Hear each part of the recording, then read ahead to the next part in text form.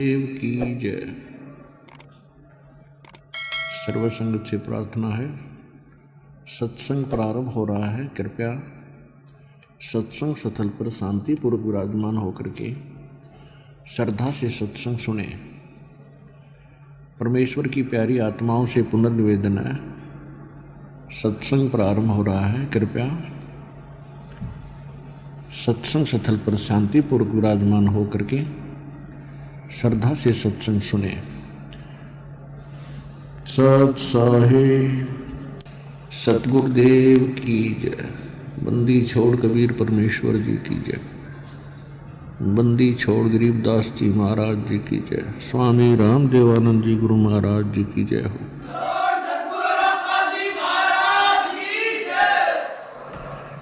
गरीब नमो नमो सतपुरुष को नमस्कार। गुरु के नहीं सुर नर मुनि जन साधुआं संतों सर्वस नहीं।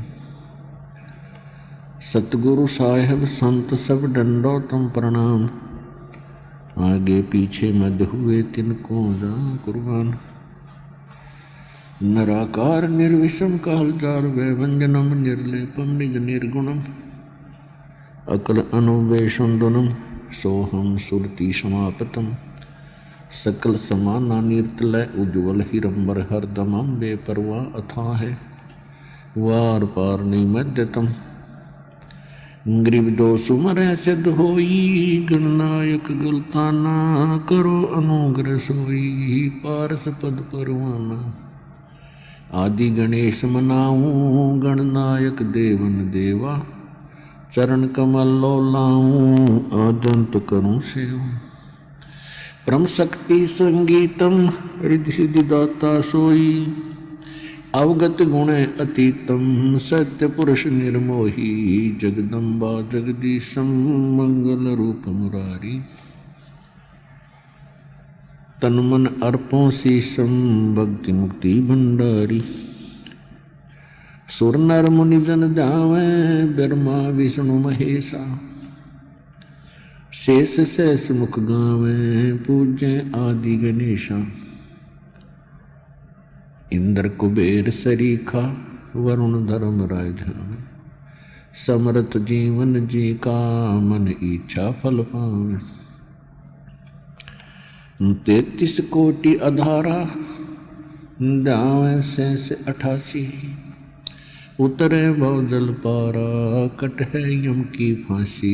33 कोटि अधारा जावे शेष 88। उतरे भव जल पारा कट है यम की फांसी। कर जोरूं विनती करूं धरूं चरण पर शीश। गुरु जी राम देवानंद जी महाराज ने दियो नाम बख्शीश। कोटि कोटि सिजदा करूं कोटि कोटि प्रणाम। चरण कमल में राखियो मैं बंदी जाम गुलाम।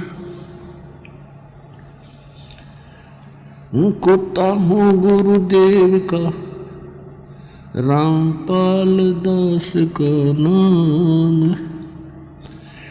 गले प्रेम की जेवड़ी जाखे चोवा जाऊं। तो करो तो बावड़ू दूर दूर करो तो जाऊं। जो राखो तो ही रहूं जो देवो सो खाऊं। परम पिता परमात्मा पूर्ण ब्रह्म सर्व सृष्टि रचनहार कबीर परमेश्वर जी की असीम रजा से आप चंद पुण्य आत्माएं परमेश्वर की महिमा सुनने के लिए उपस्थित हुए।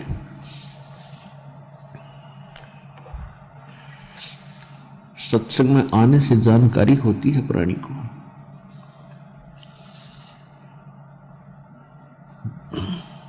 मात पिता मिल जाएंगे 1,84 माँ, ये सतगुरु सेवा और बंदगी भाई फेर मिलन की ना। कितना महत्व दिया है सतगुरु की सेवा, यानी सतगुरु के शरण में आने से, उनके द्वारा बताई गई भक्ति विधि, वो पूजा सेवा करने से कितना लाभ होता है। बंदगी उनके बताए अनुसार सब साधनाएं करनी, ये बड़ी मुश्किल से मिलती है। और जिस कुटुंब में, जिस परिवार में आप रह रहे हो, उसको अपना मान रहे हो, ये तो आपको बहुत मिल जाएंगे। हमारे कुत्ते के जीवन में हम जन्म लेंगे भक्ति ना करके, तो वहाँ भी माता पिता मिलेंगे। कौवे बनेंगे, वहाँ भी माता पिता मिल जाएंगे, संतान मिल जाएगी। गधे बनेंगे, वहाँ भी माता पिता मिल जाएंगे। लेकिन ये वस्तु जो आपको मिली है, या फेर मिलन की ना, मात पिता मिल जाएंगे 1,84 माँ, ये सतगुरु सेवा और बंदगी भाई फेर मिलन की ना। सत्संग से जानकारी होती है कि मनुष्य जीवन किस लिए मिला था। जब तक हम संतों के विचार नहीं सुनते, सदग्रंथ नहीं पढ़ते और सत्संग नहीं सुनते, तब तक हम जो क्रिया कर रहे होते हैं उसी को अपना सब कुछ मानकर जुटे हुए होते हैं, समर्पित होते हैं उन कार्यों पर। और जिस दिन हम सत्संग सुनते हैं, परमात्मा का विधान हम जानते हैं, फिर हमें लगता है कि केवल यही कार्य अंतिम नहीं था। यही जो क्रियाएं हम कर रहे थे, संतानोत्पत्ति, उनकी परवरिश, विवाह शादी कर देना, फिर मर जाना, ये तो पशु पक्षी भी करते हैं।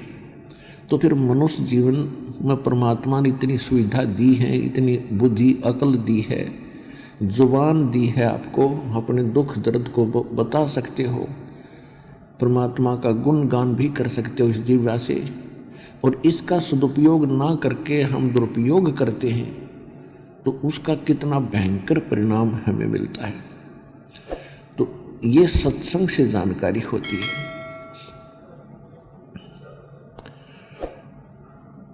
राम नाम रटते रहो जब तक घट में प्राण, कबू तो दीन दयाल के भनक पड़ेगी कान। मानुष जन्म पाय कर जो नहीं रटे हरि नाम, जैसे कुआ जल बिना फिर बनवाया किस काम। राम रटत निर्धन भलो टूटी घर की छान, वो सुंदर महल किस काम के जहाँ भक्ति नहीं भगवान। कबीर राम रटत कोड़ी भलो टूटी चू चू पड़े जो चाम, वो सुंदर शरीर किस काम का जा मुख नहीं नाम। कबीर जिव्या तो वाए भली जो रटे हरि नाम। तो परमात्मा कहते हैं इस जीव का यदि आपने सदुपयोग करना है तो परमात्मा के गुणगान करें, परमात्मा की भक्ति करें, अन्यथा इस चाम की मुख में कति आवश्यकता नहीं है। अब इससे आपको सहज में समझ आ जाना चाहिए कि इस मनुष्य जीवन की जिह्वा का कितना महत्व है, और ये यदि हम इसका सदुपयोग नहीं करते हैं तो परमात्मा कितने दुखी होंगे आपसे। आदरणीय गरीबदास साहिब जी को भगवान मिले और यह सत्संग समारोह उसी शुभ दिन के उपलक्ष्य में चल रहा है कि सन 1727 में, संवत 1784 में परमात्मा कबीर जी यानी असंख्य ब्रह्मांड के स्वामी, सारी सृष्टि के रचनहार, सबके पालनहार, सतलोक से चलकर इस धरती पर आए थे और गांव छुड़ानी, जिला झज्जर, हरियाणा में के खेतों में गरीबदास जी गऊ चरा रहे थे। 10 वर्ष के बालक थे। वहाँ उनको मिले थे, उनको सचखंड लेकर गए थे जहाँ परमात्मा रहता है और मोक्ष प्राप्त सभी आत्माएं वहाँ रहती हैं। वहाँ की कैसी सृष्टि है, वहाँ कितना सुख है, और फिर वहाँ से हम यहाँ कैसे फंसे और वहाँ वापस कैसे जाया जाएगा, ये सारा विधान, सब प्रक्रिया परमेश्वर ने उस प्यारी आत्मा गरीबदास जी को बताई और समझाई। तो उस पुण्य आत्मा ने, उस महान आत्मा ने फिर यहाँ आकर के हम सभी के लिए एक अनमोल आँखों देखा उस परमात्मा का हाल और उस सृष्टि का विवरण दिया है। और जो भक्ति नहीं करते उनको कितने कष्ट होंगे, और जो करते भक्ति करते हैं और शास्त्र विरुद्ध करते हैं, सत्य भक्ति नहीं करते, तो वो भी अपना जीवन नाश कर रहे हैं। तो यहाँ कहते हैं, गरीबदास जी कहते, तुमने उस दरगाह का मैल नहीं देखा और धर्मराज के तिल तिल का लिखा। गरीबदास जी कहते, तुमने वो स्थान देखा नहीं, इसलिए गफलत भारी है तुम्हारे को। और वहाँ हमने देखा है कि धर्मराज के अकाउंट में एक एक तिल तिल का, यानी आप सोच भी बुरी करते हो और सोच अच्छी करते हो, ये भी दोनों लिखी जाती है। और क्रियावंत करते हो, उनका तो कहना ही क्या है। टिट्टी के पैर का खुड़का नहीं, शोर नहीं, और उसके पायल बना दे, वो क्या होगी, यानी नॉइसलेस। और अगर उसकी भी थोड़ी बहुत भी आवाज हो जाए, मालिक उसको भी सुनता है। तो कहने का भाव ये है कि आप भगवान से डरना भूल गए। क्यों भूल गए? क्योंकि जो भक्ति कर रहे हैं उनको लाभ नहीं हो रहा। और दूसरा ये हो गया कि परमात्मा ने ये एक समय सेलेक्ट किया है हमारे मोक्ष के लिए, और इसमें ये सुविधाएं परमात्मा ने देनी है, जैसे डॉक्टरी इलाज, ऐसी मेडिसिन बनवा दी। पहले सिर में दर्द हो जाया करता, हमने देखा बूढ़े 3-3 दिन सिर का कपड़ा बांध देने पड़े रहा करते, आयो मर गया, आयो मर गया। ये 8 आने की गोली खा ले 5 मिनट में ठीक। तो भक्ति करें, तो ये इसलिए देना पड़ा दाता ने कि ये भक्ति कर लेंगे, समय थोड़ा है, न सिर बांधे पड़े रहेंगे। और फिर समय पर सारी सुविधा दे दी, एजुकेशन दी, ऐसा व्यवस्था बना दी, अपना खेती करो, बढ़िया नीचे ज़मीन से जल निकालने की कैसी सुविधा, ट्यूबवेल, सारे सिस्टम दिए। इसलिए दिया कि ये थोड़े पहले हमने देखा, इस दास का जन्म एक किसान जाट परिवार में हुआ, और एक खेती को करने में कितनी बरसक प्रयत्न पूरा परिवार लगा रहता था। गेहूँ निकालने में 1-1 महीना लग जाता था, 2-1.5 महीना उसमें घसीटे जाते हैं। उसके एक किसी झाड़ का छड़ा काट के और बैलों के पीछे बांध के घुमाए जाते, 1 महीने में जाकर तूड़ा बनता, गेहूँ अलग होते। और अब वो समय कितना सुविधा दे दी, इसलिए दे दी कि भक्ति करियो, बकवाद ना करियो, इस समय को सदुपयोग करो। और हम सारी बकवादों शुरू कर दिए, निकाल कर फटाफट गेहूँ फिर कहाँ जाते, गोटी लावेंगे, ब्याह शादी में बकवाद करेंगे या राजनीति के गीत गावेंगे। तो ये इसलिए नहीं दिया था, ये इसलिए दिया है कि इस ज्ञान को समझो, मनुष्य जीवन के उद्देश्य को से परिचित हो और फिर इसका सदुपयोग करो। और जब तक हम संसारिक परंपराओं से हटेंगे नहीं तो हम भक्ति नहीं कर सकते, परमात्मा प्राप्ति नहीं कर सकते। तो परमात्मा क्या बताते हैं, जिव्या तो वाहे भली जो रटे हरि नाम, नहीं तो काट के फेंक दियो ये मुख में भलो न जान। अब क्या बताते हैं परमात्मा, गरीबदास जी बता रहे हैं भगवान से प्राप्त उस यथार्थ ज्ञान को कि साहिब से चतला ले रे मन गर्भ गुमानी। साहिब माने भगवान से, चित्त माने अपना ध्यान इधर को कर ले, ए मूर्ख मनुआ।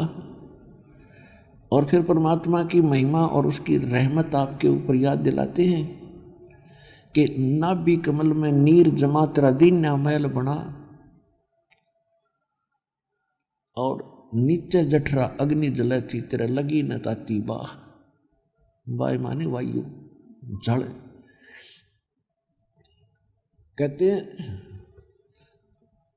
9-10 मास गर्भ में रखा और वहां तेरी करी सहाय। दांत नहीं जब दूध दिया था, ऐसा अमी महारस खाए। और बाहर आया भरम भुलाया, और बाजे तूर सुनाए।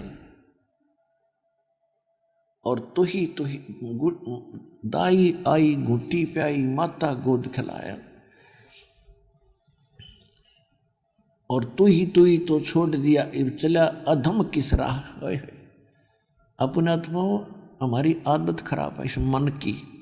हमारे ऊपर आपत्ति आती है तो हम भगवान याद करते हैं, और जब थोड़ी सी राहत हो जाती है तो हम बकवाद याद करते हैं। हम 9 महीने माँ के पेट में इतने दुखी होते हैं कि सारी उम्र एक व्यक्ति कुष्ठ रोग से पीड़ित होकर मरे, जो उसको कष्ट हो 50-60 वर्ष में, इतना 9 महीने में इस प्राणी को माँ के गर्भ में कष्ट होता है। विचारने की विषय है कि किसी व्यक्ति को एक बोरी में बांध के और उल्टा लटका दे, पैर सर नीचे न पैर ऊपर न, बांध दे किसी खुट वृक्ष के, तो क्या हालत होगा उसका। कोशिश होगी तब बोरी ने पाट दे, पागिला दलते मार मार कर जकलू फट दे। तो इसी प्रकार हम ऐसी स्थिति में ना पैर सीधे होते और वहाँ रहे हैं। और अब क्या चाहते हैं, लंबी चौड़ी कोठी हो, 5-5 4-4 कमरे हों, और फिर कितने दिन रहेगा इसमें, फिर उसको छिड़वाना पड़ेगा जब भक्ति ना करी थे। तो वहाँ माँ के गर्भ में परमात्मा कहते हैं एक मालिक याद था तेरे, वहाँ ना भाई था ना बहन थी, ना माँ था ना बाप थे, और न ही स्त्री थी ना बच्चे थे, वहाँ केवल मालिक था। और जब यहाँ से तेरा गमन होगा, चलना होगा, तब भी अकेला ही होगा।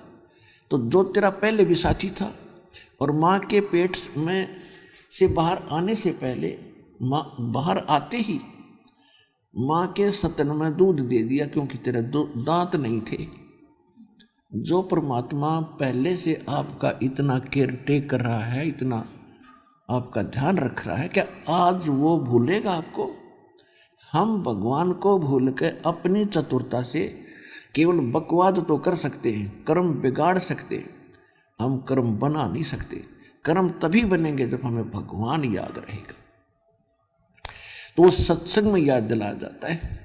इसलिए सत्संग बहुत जरूरी है प्राणी को सुनना।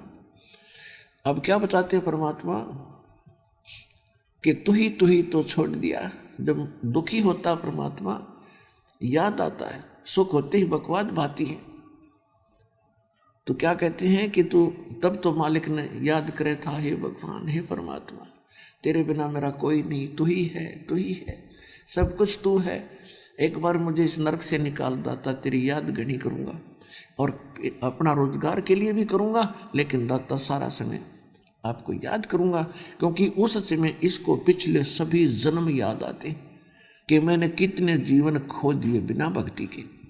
और बाहर आते ही इन तीनों गुणों का, त्रिगुणमयी माया का ऐसा दुष्प्रभाव पड़ता है, ये सब कुछ भूल जाता है।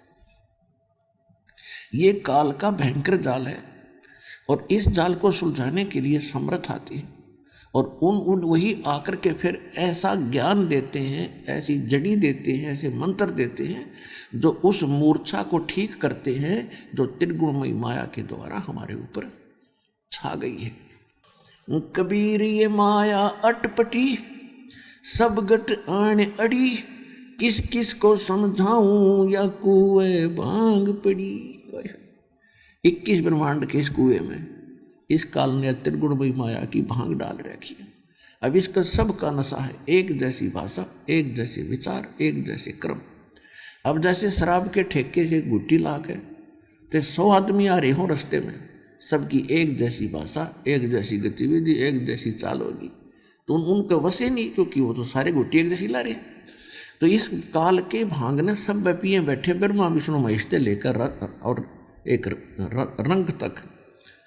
अब सबकी भांग तारणी दाता ने, क्योंकि बच्चे उसके, इसने तो भांग पे आकर अपना उल्लू सीधा करना इनसे, इनकी क्या क्या विराट माटी हो रही है। कोई कुत्ता बना है, कोई गधा बना है, कोई सूर बना, किसी की टांग कट गई, किसी को कैंसर है, किसी का कुछ हालत हो रही है, किसी का बेटा मर गया, किसी की बेटी मर रही, हाहाकार मची।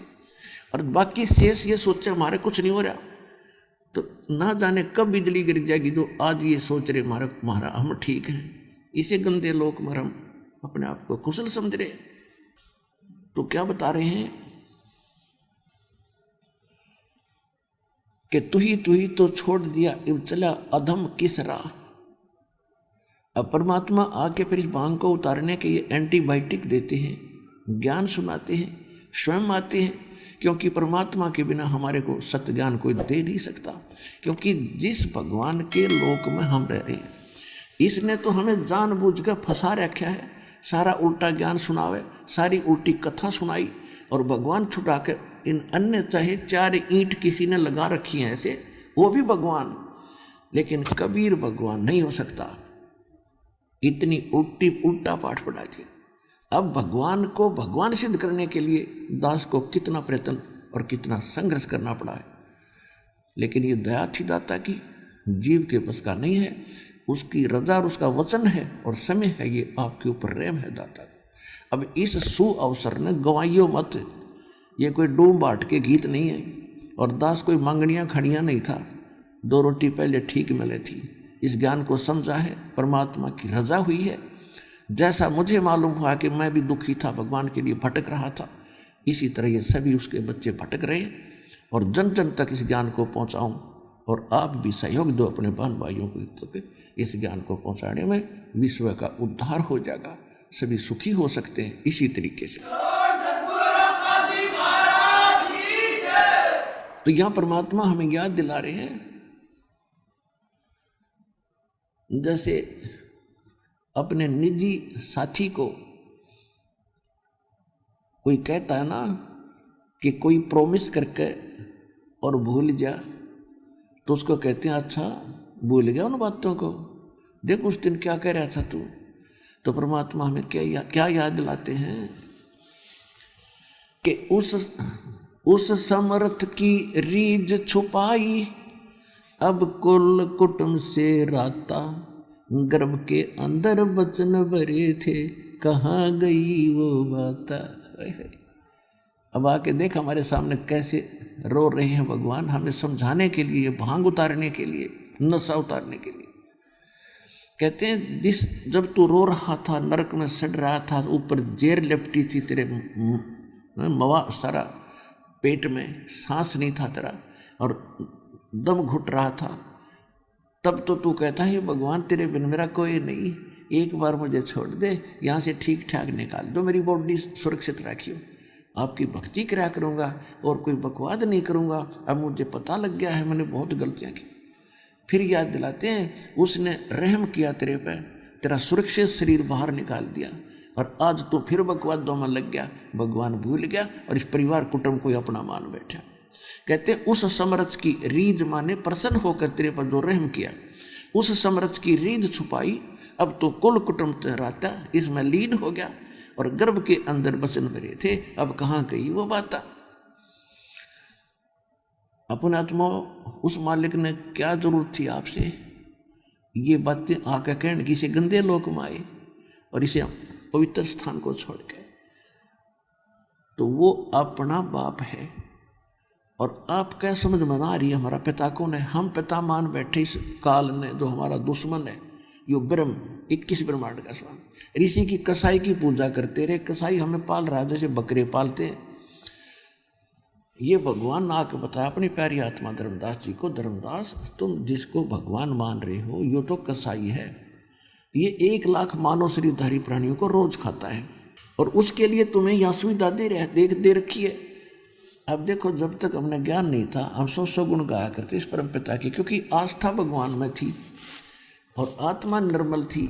थोड़ा सा भी कोई राहत दे देता हम उसके 100 शुक्र मनाया करते और इस भगवान की रहमत को देखा करते थे कि कैसे सुंदर पृथ्वी बनाई है, कैसे सुंदर दिन रात बन रहे हैं। समय दिन में काम करो, रात को विश्राम करो।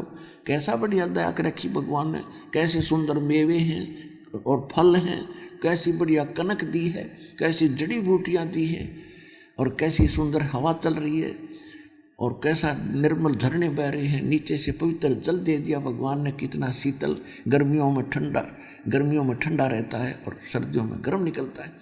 तो हम ये सोचा करते भगवान के कमाल का हित है। अब पता चला कि ये सुविधा इस काल ने हमें किस लिए दे रखी है।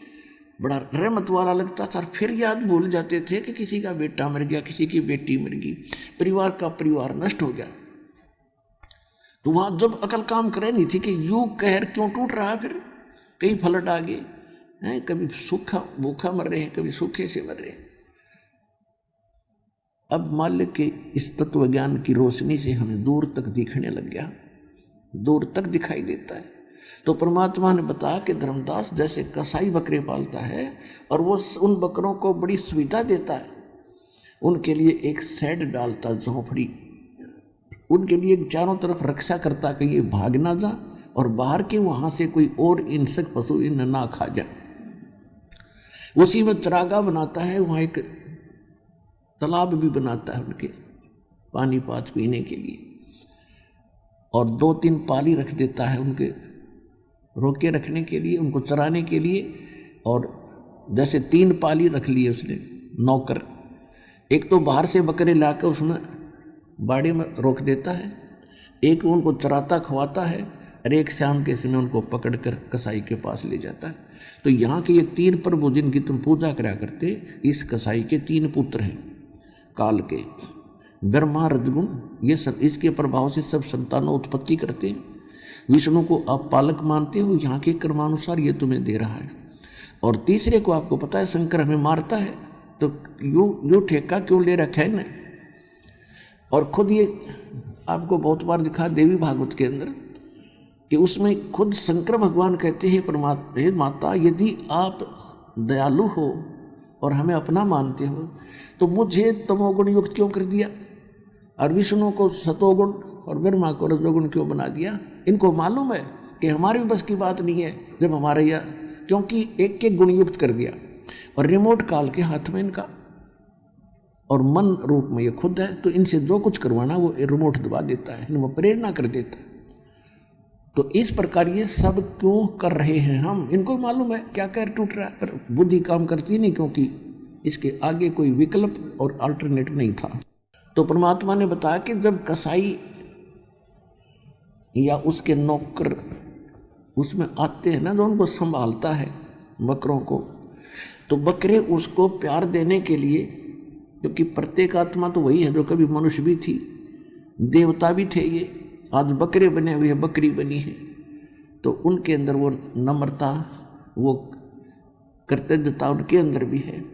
जब वो कसाई आता है या उसका नौकर आता है जो डेली संभालता है उनको, उसको प्यार देने के लिए एक अच्छा नेक व्यक्ति मान के कि हमारी बहुत केयर टेक करता है, उसके पास जाते हैं, उसके सीने से लग जाते, ऊपर न पैर करके न सीने से लगाना चाहते, या उसके हाथों को चाटते हैं और वो यूं देखता है और वो प्यार कर रहे हैं उसके साथ। वो ये देख रहा है इसमें मांस कितना हो गया, कौन से टिकट काटनी है आज रात शाम को, और वो सोचते हैं अपना बड़ा नेक आदमी हमें बड़ी देखभाल कर रहा है।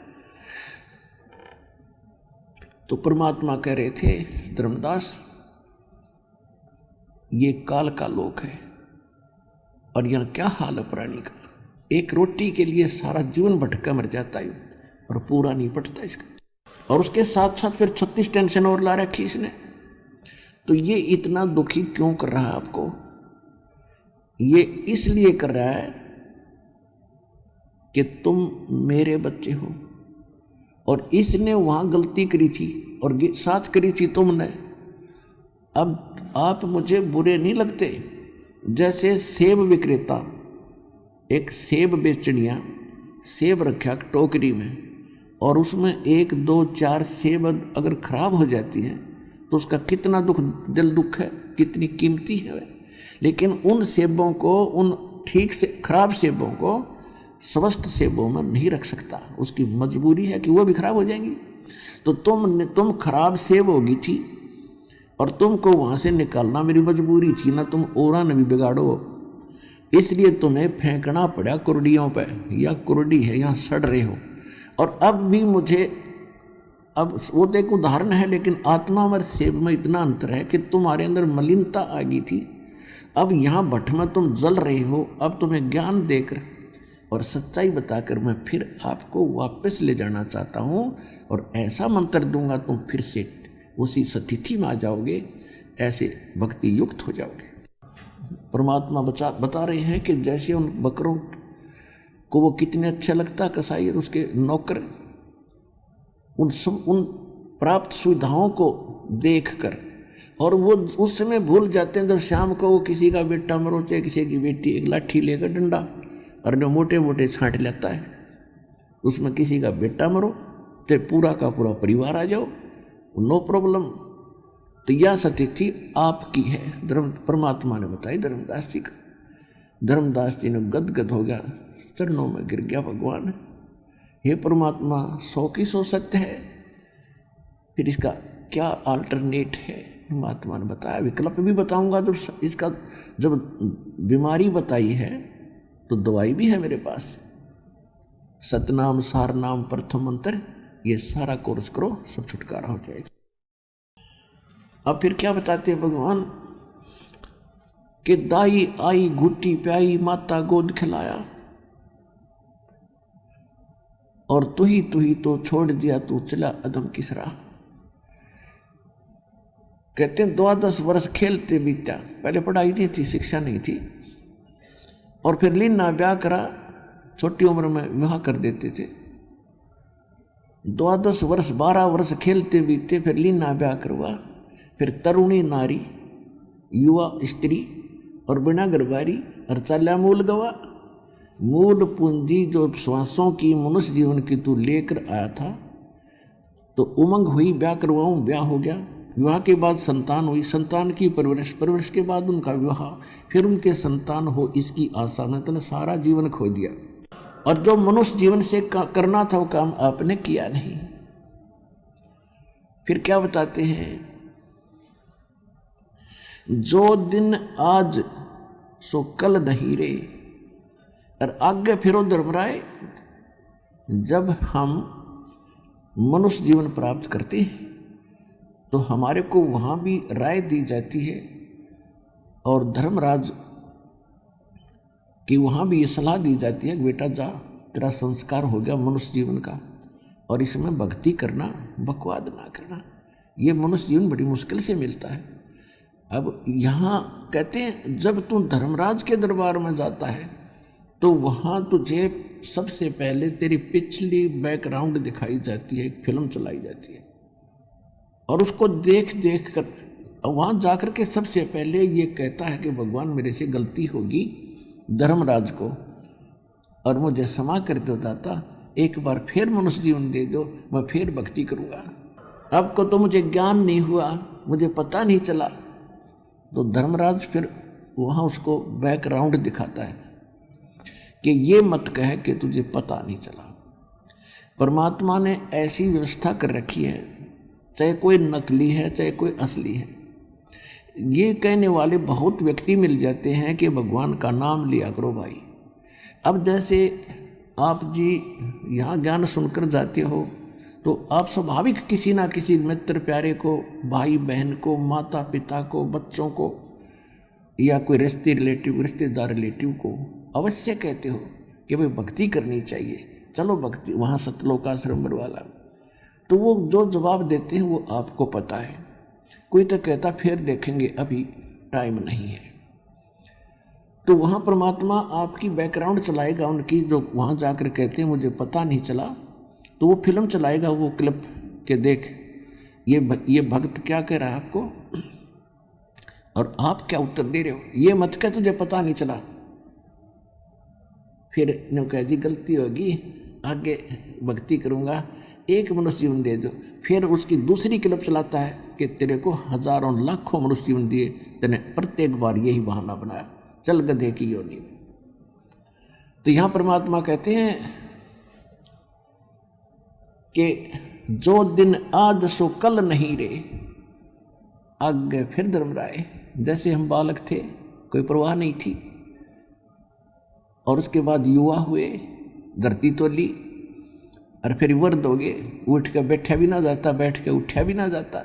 तो कितना परिवर्तन तो यहाँ हो गया। कोई रोग से पीड़ित, कोई किसी कारण से, कोई मानसिक टेंशन से, तो कहाँ गए वो सुख जिनको तू सुख मान रहा था। और फिर कहते इसकी मृत्यु के बाद देखना क्या होगा, फिर वो धर्मराज तुझे फिर वहां खड़ा पाओगा और तू वहां फिर बहाने में लाएगा। कहते हैं जो दिन आज सो काल नहीं रे, आगे फिर धर्मराय। फिर क्या बताते हैं कि नर से तीतू पशुआ की जय गद्दा बैल बनाई। ओए होए, जो भक्ति नहीं करते उसके बाद उनको गधा या कुत्ते बैल की योनि प्राप्त होगी, शरीर प्राप्त होगा।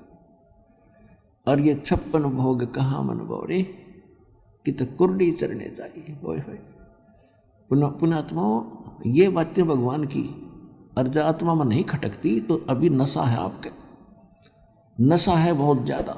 जब ये नशा उतर जाएगा, कपन लग जाएगी रूह, बुराइयों से बचेंगे, किसी की आत्मा नहीं दुखाएंगे, और भक्ति करेंगे खूब जितनी बढ़ सकेगी। फिर परमात्मा जितनी भक्ति हम बढ़ाएंगे उतना सहयोग हमारे साथ बढ़ता चला जाएगा साथ। तो क्या बता रहे हैं कि नर से तीतु पशुआ की जय। फिर कहते हैं फिर पीछे तू पशुआ की जय दीजय बैल बना, और 4 पहर जंगल में डोले तेरा तो नहीं पेट भरे। आज मनुष्य जीवन आपका, और जुबान दी है आपको, जिह्वा दी है आपको। कोई कष्ट होता है, किसी को बताते हो मुझे सिर दर्द है, तो उसका कोई न कोई विकल्प, कोई डॉक्टर से जाके समाधान हो जाता है। और भी कोई रोग है उसका भी समाधान हो जाता है। भूख लगी है, समय पर खाना खा रहे हो, प्यास लगी है, पानी पी रहे हो, तो कितनी सुविधा आपको। और ये सुविधा आपको किस लिए दी गई थी कि इन सुविधाओं को प्राप्त करके आप भक्ति कर सकते हो। अब कोई प्यासा मर रहा है तो वो उसने जल दिखाई देगा, भगवान नहीं दिखे या देना आवे। और भूख लगी है तो भूखे दिखेगी, वह भगवान याद ना आवे, उसका समाधान खोजेगा कहाँ मिला कैसे मिले। तो इस परमात्मा ने इसलिए, जैसे गर्मी है, सर्दी है, ओले गिरते हैं, तूफान आते हैं, उसके लिए आपको बुद्धि दी हमारे को कि कोई झोंपड़ी डाले, इस प्राकृतिक आपदाओं से बचने की बुद्धि दी हमारे को। तो हमने फिर केसान शुरू कर दिया, कोठी गाड़नी शुरू कर दी, बंगले बनाने शुरू कर दिया। अरे ये तो एक झोंपड़ी गाड़नी थी, टाइम पास करना था थोड़ा सा। अरे इसमें बकवास भागी, ये बिना ज्ञान के चल रहे हम कुमार्ग पर जा रहे हैं, सुमार्ग पर नहीं आ रहे। तो अब सुमार्ग पर लाने के लिए भगवान के विधान को हमने फिर से जानना होगा। और वो सत्संग से जाना जा सकता, सतगुरु ही बता सकते हैं। ये नकली संत आज तक हमें नहीं बता सके भगवान के विधान को, ना हमारे हृदय में बता सके, क्योंकि ये स्वयं भ्रमित है, ये स्वयं माया के पुजारी है।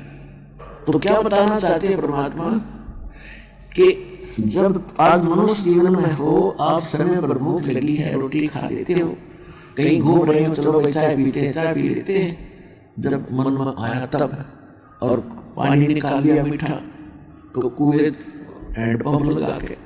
तो ये सुविधाएं किस लिए दी थी परमात्मा ने कि महल मकान बढ़ाओ जिसा जिसके भाग्य में है। और पहले आप पिछला इतिहास देख लो, हमने खूब देखे हमारे, यानी हमारे परदादे तो झोपड़ियां रहा करते थे। दादाजी ने थोड़ी बहुत मकान ईंटों की बना लिया था, फिर पिताजी ने बना लिया, जैसी सुविधा होती कोई दिक्कत नहीं। लेकिन उसमें भक्ति भूल के सबसे बड़ी भूल गलती यह बताई भगवान। और हमने ये रीस नहीं करनी, ये होड़ नहीं करनी है किसी ने 2 कोठी गाड़ दी मैं भी 2 बनाऊं, नहीं। ये तो अभी आप इस मार्ग पर चले हो, पहली कक्षा के बच्चे हो, कोई दूसरी कोई तीसरी का, धीरे धीरे सेट होगा। क्योंकि हम घना उसमें अवाम उड़ गए, थोड़ी सी शिक्षा अंग्रेजी बोलनी सीख ली, और इसमें थोड़ा बहुत पद मिल गया कि काम अहंकार हो गया। इस सत्संग में जीव की औकात बताई जाती है। तेरी क्या बुनियाद है, तेरी क्या सच्ची है, और ये गलती किस किसने की जिनको आगे क्या दुष्परिणाम मिला। रावण जैसे चले गए जिनकी सारे सोने की लंका थी, राजा था, सूरवीर था, लाखों बेटे थे। आज तो किसी के 2 बेटे हो जाए, दोनों नौकरी लाग जाए, धरती तोलता गाड़ों में इतना चलता दिखेगा। अरे कोई बात ही कलकत्ता बनकर उसी गली में फिर बैठेगा करके कुत्ता बन के। तो ये सती थी उस जीव की औकात सत्संग से बताई जाती है, जो भगवान का दिया ज्ञान है, ये किसी डूम बाट के गीत नहीं है। तो इसको आपने मानना पड़ेगा, और नहीं मानोगे तो कष्ट इतना हो जाएगा कि आपके बर्दाश्त से बाहर हो जाएगा। और ज्ञान होने के बाद कौन इसने खाओगा, तो ये ज्ञान कराया जाता है सत्संग से। तो क्या बता रहे हैं कि अब आप अपनी सुविधा बनाओ, कोई मकान डाल लिया, भक्ति करे, और बाहर बैठे हो जंगल में, वृक्ष के नीचे तूफान आएगा तो भक्ति नहीं कर सकते, इंतजार रहेगा कब रुके। गर्मी है, गर्मी दुखी करेगी, सर्दी है, सर्दी दुखी करेगी, बैठा बैठा कांपे जाएगा, भक्ति होगी। तो इसलिए परमात्मा ने सुविधा दी, अकल दी, थोड़े गर्मियों में गर्म कपड़े और सर्दियों में ठंडे कपड़े पहने, गर्मियों में ठंडे कपड़े और सर्दियों में थोड़े गर्म, यानी इस तरह अपनी सुविधा अनुसार अपना आप प्रोटेक्शन ऑफ बॉडी कर सकते हैं। और फिर जब हम नॉर्मल रहेंगे तभी भक्ति होगी। अगर कोई टेंशन है तो भक्ति नहीं कर सकते, कोई अभाव है किसी वस्तु का तो भक्ति नहीं कर सकते। तो परमात्मा आपको धीरे धीरे इस भक्ति, देखो पहले तो टेंशन है ही आपके, अब इसको शुरुआत करो, इन टैबलेट को शुरू करो खाना, जो दास औषधि बता रहा है भगवान की। फिर धीरे ना चाहते हुए खाओ इसको, जब बेसिक टेंशन है तो भी इसको जरूर करते रहो, साथ के साथ दुखी सुखी थोड़ा बहुत करना शुरू करो। फिर धीरे धीरे वो टेंशन का इलाज इसी से होगा। अच्छा, जैसे हम, तो इसलिए ये सुविधाएं परमात्मा ने अकल दी, ये बुद्धि दी, इसलिए दी थी कि आप इनको प्राप्त करके भक्ति कर सकते हो। खेती कर ली, अपनी फसल इकट्ठी कर ली, ठीक है, और फिर भक्ति करो, अपना बैठ के खाओ, अग्नि बोझ दो, इतना पक्का इतना, फिर अपनी भक्ति करो। तो इस तरह आप भक्ति करनी है, और कर्म भी करना, कर्म करते करते भी भक्ति करनी है। ये ऐसा मंत्र है, ऐसा ध्यान है परमात्मा का कि आप काम करते करते, नाम उठत नाम बैठत नाम सोत जागबे, नाम खाते नाम पीते नाम सेती लागबे। जैसे आप बस में बैठे जा रहे हो और 2 घंटे का सफ़र है, या ट्रेन में बैठे हो 20-20 घंटे लग जाते हैं मगर दूर से आते, तो उसमें कितना गजब का अवसर मिलता है आपको। बैठे हो बस में, ना किसी दूसरे साथी से घनी देर बतलावे, अपना मंत्र आपको दे रखे है, अपना बैठ के कुर्सी सीट पे ला के कड़े कमर पे उसमें और मंत्र शुरू कर दिया अपना। ना नो देखते जाएंगे, यूँ क्या आ गया, वो क्या आ गया, अरे कहाँ का रहने वाला है, क्या करता है, उड़े गप्पे मारे, या फिर कोई अपना गाना गुनगुनाने लग जाएगा, थोड़ा हंसे मिलाते, या कोई और टेंशन रखेगा, ये करूँगा वो करूँगा। तो उस दौरान आपका सिमरन करे, और सिमरन से मान ले कोई बस के कारण कोई और दुर्घटना भी होनी हुआ भी टले, तो उस समय का हम ऐसे सदुपयोग करेंगे। अब शुरुआत में तो आपको इतना अभ्यास बनेगा नहीं, फिर आपको एक पल भी ना दिल लगा, जब भक्ति ना करोगे तो ऐसी स्थिति आ जाएगी। तो उसके लाने के लिए सत्संग सुनाए जाते हैं और आपको ये ट्रीटमेंट दिया जाता है। इसको शुरुआत करो, शुरू में तो थोड़ा भी बने, भजन शुरू कर दो, और फिर देखना ऐसी भूख लगेगी इस भक्ति की आपको, बस पूछो मत। तो उस समय आपकी आत्मा स्वस्थ हो चुकी होगी, जो भक्ति की चाह बढ़ जाएगी, आपके अंदर इच्छा बढ़ेगी। तो प्रसंग जो चल रहा है, जिव्या तो वाहे भली जो रटे हरि नाम, नहीं तो काट के फेंक दियो ये मुख मुगलो नाचा में। भगवान ने वैसे नहीं कहा। अब क्या बताते हैं, इन सुविधाओं को प्राप्त करके भी आप भक्ति नहीं करते, ऐसी जिव्या प्राप्त करके जिससे आप बोल सकते हो, सुना सकते हो, गुणगान कर सकते हो, और इसका दुरुपयोग करते हो सारा दिन झूठ बोल के अटपट करके, और पेट के लिए सारा दिन रुके मारते हो, ले ले 10 के 20, 10 के 20, 10 के 20। तो वहाँ तो आप लग रहे हो, तो इसमें भी कर लो थोड़ी बहुत देर, और माताले भी गुण गा लो परमात्मा के जिव्या से। या झूठी गवाही देते हो, या झूठी बकवाद करते हो, किसी की निंदा करते हो, तो क्या हालत होगी आपकी। या तो इससे जीवन में जीभ में कैंसर हो जाएगी, अरनी अगले जन्म में गधा पशु बन के जीव का प्रयोग नहीं कर सकते आप, ये याद रखना। परमात्मा कहते नर सेती तू पशुआ कीजिए गद दीजिए बैल बना और 4 पैर जंगल में डोले, तेरा तो नहीं पेट भरे। हमने देखा पशुओं की क्या हालत है, क्योंकि हम बहुत करीब से देखा है। अब याद आती है, पहले तो एक रूटीन बना हुआ था, बैल को जोड़ दिया, सुबह नाथ गा डाल रखी है, रस्सा बांध रखा है, हाथ में डंडा है, और वो सुबह से लेकर शाम तक सिर्फ सुबह और फिर दोपहर ने और शाम ने 3 टाइम उसको चारा मिलता था मुश्किल से। और भूखता 2 घंटे 1 घंटा चलते ही खेत में काम करते भूख लग लेती है पशु को, तो वो खाना चाहता, साथ में फसल को उसका डंडा मारा जाता है, नाक से बांध रखा खींच लिया जाता है और सारा दिन उसको घसीटा जाता है। अब खाले टाइम पर रोटी और पीले चाय और दूध समय पर और लाले गुटी। तो भाई ये याद रखो ये बातें। देखो जब तक हमें किसी बात का डर नहीं बनेगा, तो डर नहीं बनेगा तो हम उससे बच नहीं सकते। अब जैसे कई ये कहते हैं ये तो किसी ने देखा है, ये तो वैसे डराने के लिए बातें कह रखी। देखो कोई चोरी करता है या चोरी करने की सोच रहा है या कर रहा है, तो उसको कोई बुद्धिमान व्यक्ति ये कहता है भाई चोरी मत करा कर, देखिए बहुत बुरा काम है, तुझे पकड़ा जाएगा, पुलिस पीटेगी, तेरा काला मुंह करेंगे और फिर जेल में डालेंगे। अब वो यूँ कहे कि तो डराने के लिए कह रखे, वो डराने के लिए भी है पर सच्चाई भी है। यदि नहीं वो डरा तो उसके साथ वो सारे काम होंगे जो उसको बताए जा रहे। तो यही है सत्संग का उद्देश्य है कि ये डराने के लिए भी है और सच्चाई भी है। अगर इनका जो अवहेलना करेगा तो वो सारा काम होगा जो भगवान बता रहे हैं। अब परमात्मा क्या बता रहे हैं कि नर से तू पशुआ कीजिए दीजिए बैल बना और 4 पहर यानी 12 घंटे जंगल में धक्के खावेगा, तेरा तब तो नहीं पेट भरे। अब उसको प्यास लगी है, प्यास लगी है तो एक बार दोपहर में हमने देखा खूब, और एक बार शाम में 6 घंटे के बाद उनको 4 घंटे के बाद पानी दिखाया जाता था बैलों को, और फिर शेष में उसकी रेल बनाए रखा करते। तो अब पी वो चा और मिला गुट्टी छुट्टी ला ठंडा में डाल के है मूर्ख कहीं का, जो काम करना था भूल गया और बकवाद करी तो मिल गया फल। अब उस जीव से वो बता नहीं सकता मेरा पेट में दर्द है या कोई पैर में दर्द है।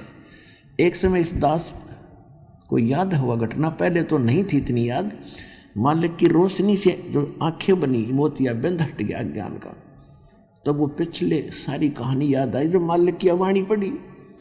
हमारे घर एक बैल था, बैल 2 थे, तो हाली लेकर खेतों में सुबह सुबह जा रहा था, तो रास्ते में अंधेरे में सुबह सुबह वक्त से कोई कील पड़ी थी लोहे की, आज 1.5 इंच की, और उसकी ऊपर से कैप कटी हुई थी, वो रिजेक्ट करके डाल दी से मूर्ख ने, फेंक दी कोई बाल न डाल दी।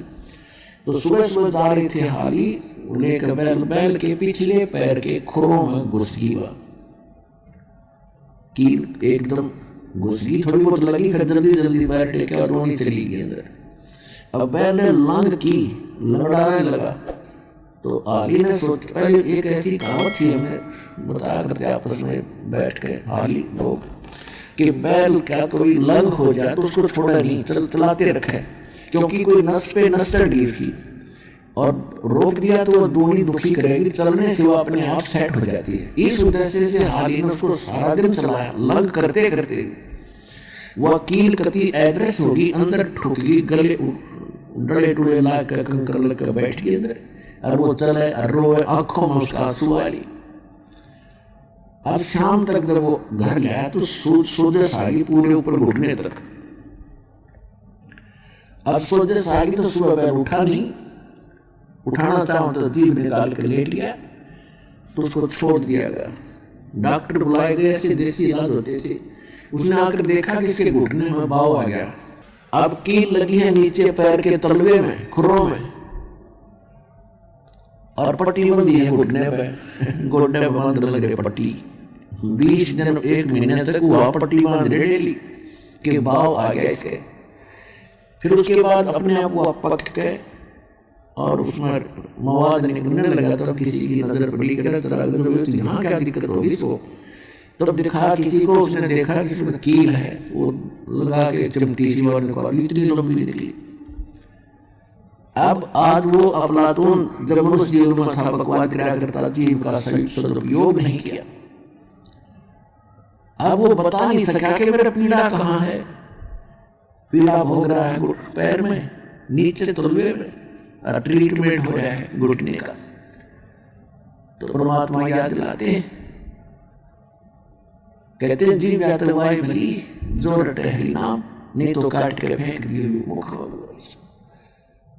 तो पुण्यात्माओं, इन बातों से डर बनाओ आत्म शरीर में, मन में, और फिर भक्ति में रुचि बनेगी आपकी। और ये सच्चाई है, सत्य है, आप भी देख रहे हो, पशु बोल नहीं सकते। और पहले ये मनुष्य थे, ये देवता भी थे, ब्रह्मा विष्णु महेश की पदवी भी आपने प्राप्त की है। लेकिन ये सतगुरु ना मिलने से, तत्वदर्शी संत ना मिलने से हमने भरसक प्रयत्न किए परमात्मा पाने के, परमात्मा मिला नहीं, फिर हम अन्य काम में व्यस्त हो गए, कोठी बंगले बनाने लग गए और बस इसी को फाइनल मान लिया कि ये एक फाइनल प्रोसेस है, जन्म होना, संतान हो, फिर उनकी परवरिश कर दे, फिर मर जाए, बस खत्म हो। पहले हम देखा करते थे, छोटे बड़े बड़े बुजुर्ग आकर बैठते बतलाते थे, और भाई कितनी संतान है, क्या कर रहे हैं, तो क्या बताते थे कि कोई कहता मेरा 2 बेटे 2 लड़की हैं, सबका विवाह कर दिया, सबको भगवान ने संतान दे रखी है, बस मेरा काम पूरा हो गया, अरबे से ठाले भगवान। अब याद आती है, भले आदमी मेरा काम पूरा हुआ, मनुष्य का काम तो स्टार्ट भी ना किया जो करना चाहिए था। अब कोई ये सोचता है कि मैंने जो करना था कर दिया, मैंने बच्चों को पाल दिया, पोष दिया, इनका विवाह कर दिया, अच्छी संपत्ति बना दी। नहीं, मनुष्य का किया नहीं होता, मनुष्य का चाहा भी नहीं होता। अब किसी का विवाह हुआ, विवाह होते ही एक पुत्री हुई, और हमारे समाज में पुत्र को महत्व घना दिया जाता था लोकवेद के आधार से। जब तक पुत्र नहीं होले तो यूं मानना कहा गया था कि तेरी गति नहीं हो सकती, कि पुत्र बिना तेरे पिंड कौन भरेगा। तो इसलिए पुत्री हो जा बेशक, लेकिन पुत्र ना होले इतना सबर नहीं होता। तो यूं सोची एक पुत्री हुई, कोई बात नहीं, अगला पुत्र हो जा भगवान, अगली भी बेटी होगी। फिर सोचा अगला तो पुत्र होगा ही होगा, नेक्स्ट भी पुत्री होगी, चौथी भी पुत्री होगी, 5वीं भी पुत्री होगी। चाह रहा था पुत्र और हो रही है पुत्री, तो आपका चाहा नहीं हुआ। या भूल ना करना कि मैं करूँ, मनो ये कर दिया, ये मैं करे सो मारिए, और तू करे सो छोट वे, इस मार में होशियार बंदे गधा बने के उठ वे। अहंकार करता हूँ करे सो गद्दा हुई, मैं करे सो बोक वे, और बंदा बेचारे बंदगी तो स्वान है सब लोक वे।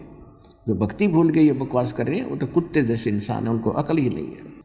अब क्या बता रहे हैं, नर सेती तू पशुआ की जदी जय बैल बना, और 4 पैर जंगल में डोले तरा तो नहीं पेट भरे। सिर पर सींग दिए मन बोरे, और दूम यानी पूछते मच्छर उड़ा, और कंध जुआ जोते कुआ, फिर जौ का भुसखा। आज तो खूब माल पूड़े खाते हैं, बढ़िया सब्जी और बढ़िया अटपट करते हैं हम। एक भक्ति ना करने से इतनी सुविधा भगवान ने दे रखी है, कोई बालकों का खेल है, और हमने इसको बर्बाद कर दिया बगैर ज्ञान के। तो कहते फिर क्या होगा, अब सिर पर सींग दिए मन बोरे, ये बे मतलब का बोझ सिर पर धर दिया, और ये तेरे हथियार है, किसके लड़े तो इसके खसले दूसरे पशु के साथ, और एक दूम दे दी पूछड़। अब जैसे आज आपको हाथ दिए हैं, पहले तो पंखा हाथ का होता था, उस तो मक्खी मच्छर हवा कर लेते थे। आजकल आपके पास कूलर हैं, पंखे लगे हुए हैं, एसी है। कहते फिर आपको क्या मिलेगा जो भक्ति नहीं करते, एक पूछड़ मिलेगा 1.5-4 फुट का, और उसके लास्ट में थोड़े से बाल होंगे, वो तेरा कूलर होगा, वो तेरा पंखा हो गया। अब उस पर मच्छर उड़ा ले, मारेगा कड़पेगा उसने। और जैसे जितना भी कर्म बिगाड़ कर प्राणी जाता मनुष्य जीवन में, उतने ही फिर अन्य प्राणियों के पशु जीवन में भी उसके अंग भंग हो जाते, किसी कोई अंधा हो जाएगा, किसी का सींग टूट जाएगा, किसी की टांग टूटेगी, किसी का पूछड़ कट जाएगी धूम। अब कई देखे बैल भैंस गाय पूछड़ कट गया, इतना ग्रह रहा उसने नूनू करा बैठा बैठा, और कूलर भी और पंखा भी गया। तो पुण्यात्मा इस सच्चाई से परिचित होकर सतर्क हो जाओ। ये ज्ञान से सतर्क होता है। गलत ज्ञान सुनते हैं हम उधर अग्रसर हो जाते हैं, वहाँ से डरकीबाजी लगा देते हैं। कोई चोरी करता है, कोई दारू पीता है, कोई रिश्वत लेता है। क्रम फोड़ रहे हैं। क्रम बनाने की ट्रेनिंग और शिक्षा केवल सतलोक आश्रम बरवाला जिला हिसार हरियाणा में है, इस विश्व में नहीं है। फिर पीछे तू खर कीजिएगा और कुरड़ी चरने जा, और टूटी कमर पजावे चड्डे तेरा कागा मांस गेला।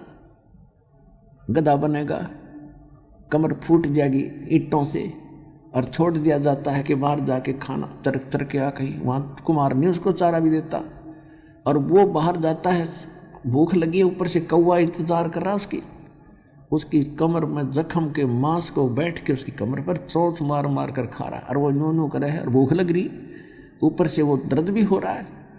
हम इतनी पीड़ाएं झेल रहे हैं जरा से काम को ना करके, और सबसे आसान काम ये ओए होए, इतना आसान, इतना कोई काम नहीं धरती है, और इस जिस तरह कीमती नहीं।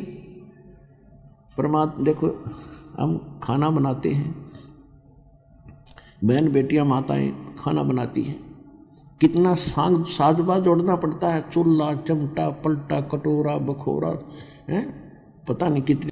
अब तो सारे आइटम भी याद ना आए, और तब डेली 3-3 बार भोजन बनाते हैं। और उससे पहले भोजन तो बाद में बनेगा, उससे पहले कितना मेहनत मजदूरी करते हैं। और इसमें कुछ भी ना जाना, जीभ भी ना लानी, यानी कुछ मंत्र हैं जीवजा से करने, बाकी सांस से सिमरन, ना कुछ उठा के लाना, ना कोई विशेष व्यवस्था करनी। इसमें देखो, जब भी याद आ जा, सुबह उठते ही आंख जब भी जाग आपकी हो जाए, उसी समय सिमरन शुरू कर दे, कुछ भी तनाव इकट्ठा करना। और इसको हम पेंडिंग रखते हैं, और बाकी तो कितना काम है उसको ऊपर हम सारा दिन लगे रहते हैं। तो इस जरा से काम में, और ये काम तो ऐसा आसान है कि आप कैसे भी कर सकते हो चलते फिरते, इस कार्य को ना करके हम कितना कष्ट उठाते हैं, ये जानकारी परमात्मा हमें दे रहे सत्संग के माध्यम से। ये सतगुरु ही दिया करते हैं। क्या कहते हैं, नर से तू पशुआ की जय गद्दा बैल बनाई, ये 56 भोग कहाँ मन भोरे, कहीं कुरड़ी चरने जाई। सुखदेव ने 84 भुगती बना पजावे खरवो, और तेरी क्या बुनियाद पुरानी, तो पेंडा पंथ पकड़वो। पुण्यात्माओं, ये सत्संग है, ये तत्व ज्ञान है, ये गॉड गिवन है। इसको सुनोगे गहराई से, हर निर्णय आपको मिलेगा, आपकी आत्मा गदगद हो जाएगी। 100 शुक्र मनाओगे, आपके पास शब्द नहीं रहेंगे कि उस शुभ दिन का गुण गा दें जिस दिन आपको सतलोक आश्रम बरवाला की जानकारी किसी भाई बहन से भी मिली थी। आप उसको भी भूल नहीं पाओगे, और नाम ले लोगे तो भूल पड़े को नहीं बुद्धिमान के, जिस दिन दीक्षा मिल जाएगी। अब क्या बता रहे हैं, सुखदेव ने 84 भुगती बना पजावे खरवो, और तेरी क्या बुनियाद पुरानी, तू पेंडा पंथ पकड़वो। के सुखदेव जैसे महर्षि को भी 84 लाख योनियों के दंड भोगने पड़े, तो आपकी क्या औकात है, आपकी क्या बुनियाद है, आपके पास क्या आधार है इस मूर्ख जीवन के छूटने के बाद आपके साथ के बीतेगी। अब क्या बताते हैं, जैसे भक्ति जो कर रहे हैं और शास्त्र विधि त्याग के मनमाना कर रहे हैं, जिनको सतगुरु नहीं मिले, वो संत नहीं मिले, जो गीता अध्याय नंबर 4 के श्लोक नंबर 32 और 34 में जिनकी विषय में जानकारी थी, वो तत्वदर्शी संत नहीं मिले, तो भक्ति भी कर की इन्होंने, और फिर भी राहत पूरी नहीं मिली। जैसे सुखदेव, यहाँ जब तक हम पूर्ण परमात्मा सत्य पुरुष की भक्ति जो अब इस कलयुग में आपको देनी है, ये प्राप्त नहीं हुई, उसके अतिरिक्त इन ऋषि महर्षियों ने सिरदर्द की बाजी ला दी, सारा सारा जीवन गाल दिया इस काल भक्ति करते करते, ब्रह्म तक की साधना या अन्य देवताओं की पूजा करके। तो उसमें क्या होता है कि इनके दोनों अकाउंट ओपन रहते हैं, गुड भी बैड भी। अब गुड तो बनता है शास्त्र अनुकूल साधना से, और बैड यहाँ बनता है अपने आप बिना किसी करे, कदम रखे तो भी पाप। कहते इस पृथ्वी ऊपर पग जो धारे, करोड़ जीव एक दिन में मारे। हाय हाय, यानी इतने पाप गिनवा रखे हैं कि कलेजा फट जाए आदमी का जब समझ में आएगी। फिर ये बताया है कि इसका ये न समझना कि पाप सभी से हो रहे हैं, पोचा देते हैं उसमें पाप है, खाना खाते हैं, पकाते हैं, खेती करते हैं, इसका विकल्प बताया है। ये तो हो गए पाप। और जैसे कपड़ा पहन रखा मैला हो रहा है तो होगा, स्वाभाविक है, लेकिन उसका विकल्प भी है ना, साबुन और तेल और साबुन और जल प्रयोग करो। तो हमने साबुन जल छोड़ दिया, हम मैला मैला कर रहे थे तय, और जो साबुन जल हमें मिला था वो नकली था, वो खराब करने का था, वो स्वच्छ नहीं कर पा रहा था। शास्त्र विधि को त्याग कर, गीता अध्याय नंबर 16 के श्लोक नंबर 23 और 24 में प्रमाण है कि शास्त्र विधि को त्याग कर जो मनमानी पूजाएं करते, मनमाना आचरण करते, उनको ना सुख होता है, ना कोई सिद्धि प्राप्त होती है, ना उनकी गति होती है, यूजलेस। तो इसलिए अर्जुन तेरे लिए सदग्रंथ ही प्रमाण है, उन्हीं को आधार मान के भक्ति कर। और गीता अध्याय नंबर 4 के श्लोक नंबर 32 में सदग्रंथ बताया है। वो सदग्रंथ है कौन सा? कि जो सच्चिदानंद घन ब्रह्म परम अक्षर ब्रह्म अपने मुख कमल से आके जो ज्ञान बोलता है, उसमें धार्मिक अनुष्ठानों की, यज्ञों की जानकारी विस्तार के साथ बताई जाती है। वो तत्व ज्ञान है, वो कंप्लीट इन ऑल रिस्पेक्ट है, वो गॉड गिवन है। उस तत्व ज्ञान को चौथे अध्याय के 34वें श्लोक में कहा। उस तत्व ज्ञान को तत्वदर्शी संत बताएंगे, मैं नहीं जानता, गीता ज्ञानदाता कहते। इसने तो अपना मंत्र बता दिया 8वें अध्याय के 13वें श्लोक में कि मेरा तो मंत्र है, ओम इति एक अक्षरम ब्रह्म व्यवहारण माम अनुस्मरण ये परियाति तजन देहम सयाति परमाम गति। मेरे सतर का वो मंत्र है मुझ ब्रह्म का, ये काल बोल रहा है श्री कृष्ण जी के अंदर, ये ब्रह्म बोल रहा है। और मेरे ओम नाम का जाप अंतिम सांस तक सिमरण करता हुआ शरीर छोड़कर जागा तो परम गति होगी मेरे वाली, ब्रह्मलोक प्राप्ति होगी। 8वें अध्याय के 16वें श्लोक में लिखा कि ब्रह्मलोक में गए हुए प्राणी फिर जन्म मृत्यु माते। ये वो मोक्ष नहीं हुआ जो 15वें अध्याय के 4थे श्लोक में कहा है कि अर्जुन तत्वदर्शी संत की प्राप्ति के उपरांत परमेश्वर के उस परम पद की खोज करनी चाहिए, जहाँ जाने के बाद साधक फिर लौटकर संसार में कभी नहीं आते। और गीता ज्ञानदाता अपनी गति, अपनी स्थिति बताता है। दूसरे अध्याय के 12वें श्लोक में 10 और चौथे अध्याय के 5 श्लोक में 9 में और 10वें अध्याय के दूसरे श्लोक में कि अर्जुन तेरे और मेरे बहुत जन्म हो चुके हैं, तू नहीं जानता। तो ब्रह्म साधना है गीता ज्ञानदाता की, ओम इसका नाम है, ओम से ब्रह्मलोक प्राप्ति है। 8वें अध्याय के 16वें श्लोक में लिखा है कि ब्रह्मलोक में गए हुए भी जन्म मृत्यु में रहते हैं। तो इसकी पूजा से भी वो स्थान नहीं मिल पाता जहाँ जाने के बाद कभी मृत्यु नहीं होती। 18वें अध्याय के 62वें श्लोक में कहा कि अर्जुन तू सर्वभाव से उस परमेश्वर की शरण में जा, उसकी कृपा से तू परम शांति को, सनातन परम धाम को प्राप्त होगा। गीता अध्याय नंबर 15 के श्लोक 16 और 17 में 3 पुरुष बताए, सरपुरुष, अक्षर पुरुष और परम अक्षर पुरुष। सरपुरुष ये ब्रह्म है, 21 ब्रह्मांड का स्वामी है, ये नाशवान, सर माने नाशवान अंडरस्टूड है। और अक्षर पुरुष, अक्षर का अर्थ होता अविनाशी, लेकिन ये अविनाशी नहीं है, लेकिन इसका नाम पड़ गया अक्षर पुरुष क्योंकि इसकी उम्र घनी है, इसकी आयु घनी है, इसके अंतर्गत जितने प्राणी हैं उनकी भी एज घनी है, लेकिन मृत्यु इसकी भी है। और फिर जैसे गीता अध्याय नंबर 15 के श्लोक 16 में कहा कि 2 पुरुष हैं, सरपुरुष और अक्षर पुरुष, और जितने इनके अंतर्गत प्राणी सब नाशवान है और ये भी नाशवान है। जीवात्मा तो किसी की भी नहीं मरती, गधे की भी नहीं मरती। तुरंत कहा 17वें श्लोक में 15वें अध्याय के कि उत्तम पुरुष तो अन्य परमात्मा इति उदारते, ये लोक तरम अविश्य विभर्ति अवैश्वर है। फिर बताया कि इन दोनों से हटकर है वो श्रेष्ठ परमात्मा, जिस श्रेष्ठ पुरुष, उत्तम पुरुष, सर्वश्रेष्ठ परमात्मा जिसको परमात्मा कहा जा सकता है। परमात्मा, परम माने श्रेष्ठ, आत्मा माने भगवान, परमात्मा माने श्रेष्ठ आत्मा, श्रेष्ठ आत्मा माने भगवान। परमात्मा वो होता जो कभी दुख ना दे, केवल सुख सुख दे। और यहाँ सुख नाम की चीज नहीं, हम इनको परमात्मा कहते हैं, ये परमात्मा नहीं है, ये स्वामी अवश्य है।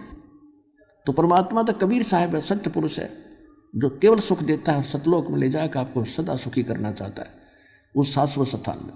अब क्या बता रहे हैं कि वही वास्तव में अविनाशी वो परमात्मा जो सबका धारक पोषक है, सबका धारण पोषण करता है। अब यहाँ शंका पैदा कर देते कुछ अज्ञानी कि 15 में जाए कि 18वें श्लोक में यूँ कह रखा है इसने कि मैं लोक वेद में मैं पुरुषोत्तम प्रसिद्ध हूँ, लेकिन उसने यहाँ क्यों कहा है कि मेरे अंतर्गत 21 ब्रह्मांड में जितने प्राणी हैं मैं उनसे उत्तम हूँ, उनसे तगड़ा हूँ, बलवान हूँ, शक्तिशाली हूँ, इनसे अच्छा हूँ। इसलिए लोक वेद माने दंत कथा से मैं पुरुषोत्तम प्रसिद्ध हो रहा हूँ। आई एम नॉट पुरुषोत्तम। पुरुषोत्तम तो 15 में जाके 70वें श्लोक में बता दिया, वो है पुरुषोत्तम, यानी सबसे उत्तम भगवान। अपने आत्मा ये तत्व ज्ञान है और गॉड गिवन है, या परमात्मा की दी बुद्धि इस दास को प्राप्त। ये ऋषि झक मार के मर गई, आज तक नहीं समझा सके गीता कहना क्या चाहते हैं, वेद बता क्या रही है। तो रहम किया आपके ऊपर भगवान ने, ये सत्कर मान लेना। लोक वेद क्या होता, दंत कथा। जैसे आज तक हम लोक वेद के आधार से ब्रह्मा विष्णु महेश को अजरोमर माना करते थे, सर्वेश्वर कोई माता पिता नहीं। अब इनकी इतिहास पढ़ा, ये है सत्य तत्व ज्ञान। इनकी जन्म मृत्यु होती है, इनके माता पिता है, ये अविनाशी नहीं है।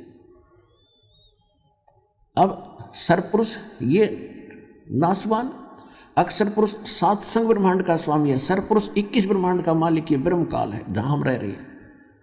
अक्षर पुरुष इसलिए कहा इसकी आयु बहुत लंबी है। जैसे एक ब्रह्मा जी का दिन 1000 वैसे 8 का होता, लेकिन 1000 चतुर्युग का माना जाता। चतुर्युग कितने होते हैं? सतयुग, त्रेता, द्वापर, कलयुग, चारों युग मिला के। और इन चारों युगों की जो वर्ष हैं कुल 43,20,000 वर्ष हैं इन चतुर्युग में। ऐसे 1000 चतुर्युग का ब्रह्मा जी का दिन और उतनी ही रात्रि, ऐसे 30 दिन रात से बना हुआ ब्रह्मा जी का 1 महीना, और ऐसे बने हुए 12 महीने का दिन, 12 महीने का वर्ष, और ऐसे बने हुए 100 वर्ष की आयु है ब्रह्मा जी की। और विष्णु जी की ब्रह्मा जी से 7 गुना अधिक है, और शंकर जी की विष्णु जी से भी 7 गुना है। तो इसके बाद भी इनकी मृत्यु होगी और नए ब्रह्मा विष्णु महेश रजगुण सदगुण तमगुण बनाकर युग काल तैयार रखेगा। जोन सा मरता जाएगा, युवा उसको रखता जाएगा। इसने ऐसा जाल फैला रखा। फिर क्या होगा? जब 70,000 इस तरह ये शिव मर जाएंगे, शिव, तब एक पूरे ब्रह्मांड का विनाश होगा और ये काल मरेगा, ब्रह्म मरेगा, जो ब्रह्मलोक में रहता है। तो वो इतना पीरियड जो होगा वो अक्षर पुरुष का 1 युग होगा। 1 युग इतना अक्षर पुरुष का। और उसके बाद ऐसे ही 1000 युग का दिन, नोट चतुर्युग। गीता अध्याय नंबर 8 के श्लोक नंबर 17 में इसका संकेत है कि उसमें चतुर्युग नहीं लिखा। इन अज्ञानियों ने अनुवाद करता हूं उसमें ब्रह्मा का लगा दिया, चतुर्युग नहीं। ये परब्रह्म के लिए संकेत है, इस अक्षर पुरुष के लिए, कि इसका 1000 युग का दिन और 1000 युग की रात है।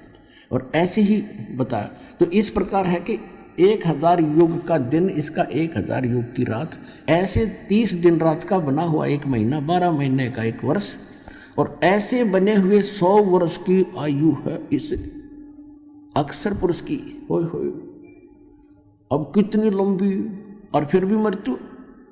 गीता अध्याय नंबर 15 के श्लोक नंबर 17 में कहा कि उत्तम पुरुष तो अन्य परमात्मा इति उदाहरते, ये लोग तरमावश्य वृत्ति अव्यय ईश्वर है, वो अविनाशी भगवान है। अब क्या बताते हैं गरीबदास साहिब जी ने भगवान से ज्ञान प्राप्त होने के बाद?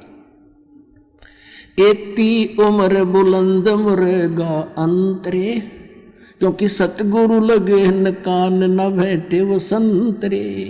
ओए होए, यदि इतनी लंबी उम्र भी हो जाएगी अक्षर पुरुष जितनी, तो भी अंत में तेरी मृत्यु होगी। क्यों? क्योंकि तुझे वो संत, वो सतगुरु नहीं मिले जो गीता अध्याय नंबर 4 के श्लोक 32 और 34 में कहा है। और वो तत्वदर्शी संत या तो परमात्मा थे या वो महापुरुष थे जिनको भगवान मिले, लेकिन उस समय ये ज्ञान डिक्लेयर नहीं करना था, सार्वजनिक नहीं करना था।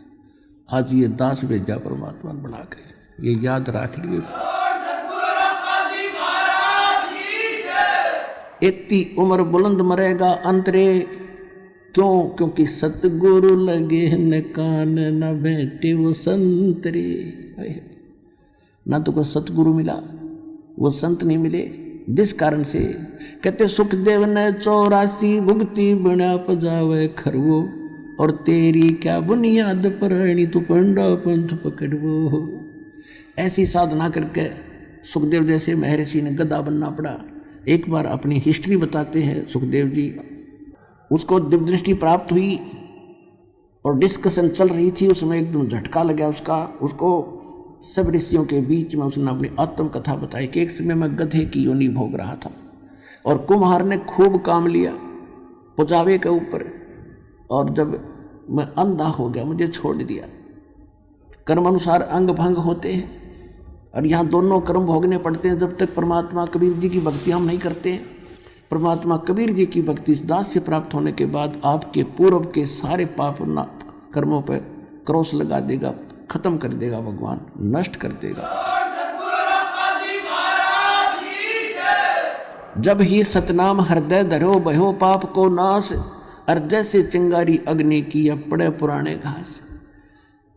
1000 टन घास पड़ा हो अड़ंगा और उसमें एक माचिस की सीख लगा दे, सारे ने फूंक कर राख बना देगी और चलेगी तेज हवा, कहीं की कहीं जगह पड़ेगी, ग्राउंड साफ हो जाएगा।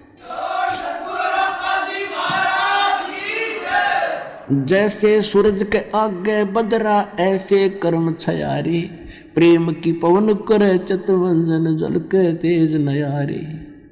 आत्मा और परमात्मा के बीच में ऐसे पाप कर्म बाधा बने हुए हैं जैसे सूर्य के बीच में बादल हों और तेज हवा चलती है उन बादलों को तितर बितर करके और वो स्वच्छ प्रकाश आप तक पहुंचा देती है।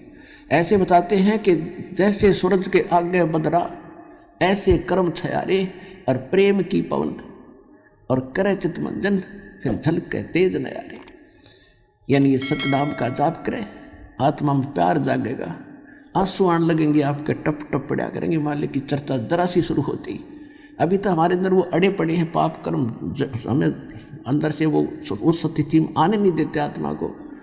और जब ये आत्मा उस स्थिति में आएगी तो कहते प्रेम की पवन और फिर करे चितमंजन, मालिक का शुक्र करे, याद रखे दाता ने, फिर झलके तेज न्यारी रोशनी होगी, आत्मा भगवान की तरफ बढ़ेगी। तो क्या बताते हैं कि सुखदेव ने 84 भुगती बिना पजावे खरवो, और तेरी क्या बुनियाद प्राणी तू पेंडा पंथ पकड़ वो। अब वो बता रहा सुखदेव कि मैं गधा बन गया, छोड़ दिया मेरे मालिक, नंदा हो गया, चलता चलता जा रहा था, पगडंडी का आइडिया लगा कर आगे को जंगल में चला गया। आगे नाला था थोड़ा सा 2-2.5 फुट का, उसमें आम व्यक्ति कदू कर जाता था, वो तो जंप लगा जाता वहाँ से। मुझे दिखाई नहीं दिया, मैंने अगले पैर फंसने लगे, मैंने जंप लगानी चाहिए, बीच में फंस गया, आगे मुंह टिक गया, पीछे बैक लग गई और पैर लटके भाई के। कहते 1 हफ्ता 10 दिन तड़प के भूख से प्यास से मरा, ऐसे ऐसे कष्ट उठाए। अब क्या बताते हैं सुखदेव ने 84 भुगती 84 लाख योनियों में कष्ट उठाए और बिना पजावे खर माने गधा वो, और तेरी क्या बुनियाद प्राणी। तो ये छोटे मोटे व्रत करता फिर इन पर घूम रहा है इधर उधर, इनसे कोई लाभ नहीं होगा, ये तो ऐसे महर्षियों की दुर्गति। और तो पेंडा पंथ पकड़ वो पैड़ा, वो मार्ग, वो यथार्थ भक्ति मार्ग पकड़ दो। तत्वदर्शी संत बताते हैं उस ज्ञान को ग्रहण कर, उस भक्ति को कर, तब तेरा छुटकारा होगा।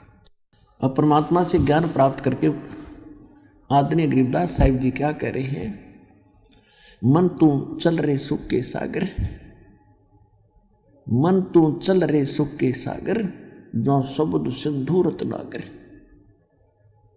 अब सुख सागर किसे कहते हैं? शंखो लहर मेहर की उपज, कहर नहीं जा कोई, दास गरीब अचल अविनाशी, सुख का सागर सोई। शंखो लहर मेहर की उपजे, जैसे मेरे दास के साथ तो बहुत बार ऐसी घटनाएं हुई है, कभी पहले भी नाम लेने के बाद तो बहुत ज़्यादा होता है। अकेले बैठे हो, चिंतन मालिक का चल रहा हो, ऐसी स्थिति आ जाती है चाहे किसी ने हमें कितनी पीड़ा दे रखी है, कितना दुखी कर रखा है, तो उसके प्रति भी द्वेष नहीं आता। ऐसी सब अपनों सा दिखाई देता है, कोशिश करके भी नहीं होता, और वो होती है थोड़ी सी देर की। उसके बाद 100 कोशिश कर लेते हैं उस तरह स्थिति में आने की, नहीं आ पाते। तो वह मेहर की लहर थी, उसके जाने के बाद कहर की लहर शुरू होगी। उसने ऐसे क्यों कर दिया, उसे वैसे क्यों बोला, वो करना है, वो रह गया, वो नुकसान हो गया, उसने वो ऐसे चलेंगे, वो करेंगे, ये कहर की लहर टूटी होगी शुरू। तो कहते हैं वह शंखों लहर मेहर की उपजे, वह ऐसा भाव रहेगा, और कहर नहीं, जहाँ कोई दुख नहीं, कोई कष्ट नहीं। और दास गरीब अचल अविनाशी, सुख का सागर सोई। अब क्या कहते हैं, मन तू चल रहे सुख के सागर, जहाँ शब्द सिंधु रत्नागर, रत्नागार, आगार माने डिपो, खान, वह सुख की खान है सतलोक, यानी जिसमें कि उस चीज का अभाव नहीं। कोयले की खान है, कोयला निकालने जा अंत नहीं आता। कहते वो आगार है, डिपो है सुख का, सुख सागर, रत्न आगार, आगार माने रत्न, यानी सुख रूपी रत्नों का भंडार है वो। फिर क्या बताते हैं, कोटि जन्म तन भर मत होगे, और कुछ नहीं हाथ लग्या रे, कुकर सुकर खरबा बोरे, कौआ हंस बुगारे। कोटि जन्म तू राजा कीन्या, मिटी न मन की आशा, और भिक्षुक होके दर दर घूमया, ये मिला ना निर्गुण रासा। आप ऐसे भी साधक रहे हो, घर त्याग दिया प्रेरणा पाके, जंगल में बैठ गए, गांव से भिक्षा मांग लाए, सूखी रोटी जैसी मिली उनको 2-2, 3-3 दिन वृक्ष का बांध देते थे पहले ऋषि मुनि, और सूख जाती थी, फिर उनको पानी में भिगो भिगो के 2-2 दिन खाते थे कि रोजाना कौन जावा टाइम वेस्ट कर रहे। कैसे ऐसे कहते ऐसे कठिन तप साधना भी तूने की, जिसके कारण आप इंद्र की पदवी भी प्राप्त कर ली, स्वर्ग का राजा बने, पृथ्वी के राजा बन गए। आप ब्रह्मा विष्णु महेश की भी पदवी प्राप्त आपने कर ली, लेकिन आपका यो जन्म मरण नहीं मिटा, यो कष्ट नहीं मिटा इस सत्य साधना के ना मिलने से। कहते इंद्र कुबेर ईश की पदवी, और ब्रह्मा वरुण धर्मराया और विष्णुनाथ के लोक को जाकर तू फिर भी वापस आया। अब देखो, हम तो एक छोटे से एक क्षेत्र के कोई चेयरमैन बन जा, सरपंच बन जाता है, बस उस समय काख पीटे बिना ज्ञान के, और चेयरमैन बन जाता, कहना है कि एमएलए एमपी बन जा, पता नहीं क्या बन गया। तो इस प्रकार परमात्मा कहते हैं, तो पूरे स्वर्ग के राजा इंद्र, वो तो स्वर्ग में तो वैसे जीव आम आदमी जाना चाहता रहा कि वहाँ तो गुणा सुख से एक सिंपल मैन को भी, तो उसकी तुलना में वहाँ के इंद्र को, वहाँ के राजा को, सुरपति देवताओं के राजा को कितना सुख होगा, उसकी थोड़ी सी झलक बताते हैं कि आप यहाँ कितनी कितनी कठिन साधना करके फिर भी भटक रहे हो, कुछ भी हाथ नहीं लगा।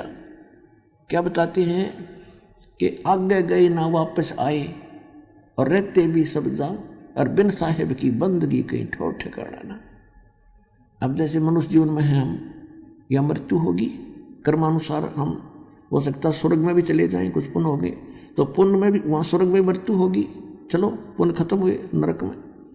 अब नरक का समय भी निर्धारित होता है, वो पूरा होता है, चलो गधा बनो, गधे का भी निर्धारित है, मरो फिर चलो कुत्ता बनो, और फिर कभी मनुष्य बनो तो मनुष्य बनो, और फिर मरो फिर चलो, या चलो चलो मिटेगी। अब इस दास से दीक्षा लेकर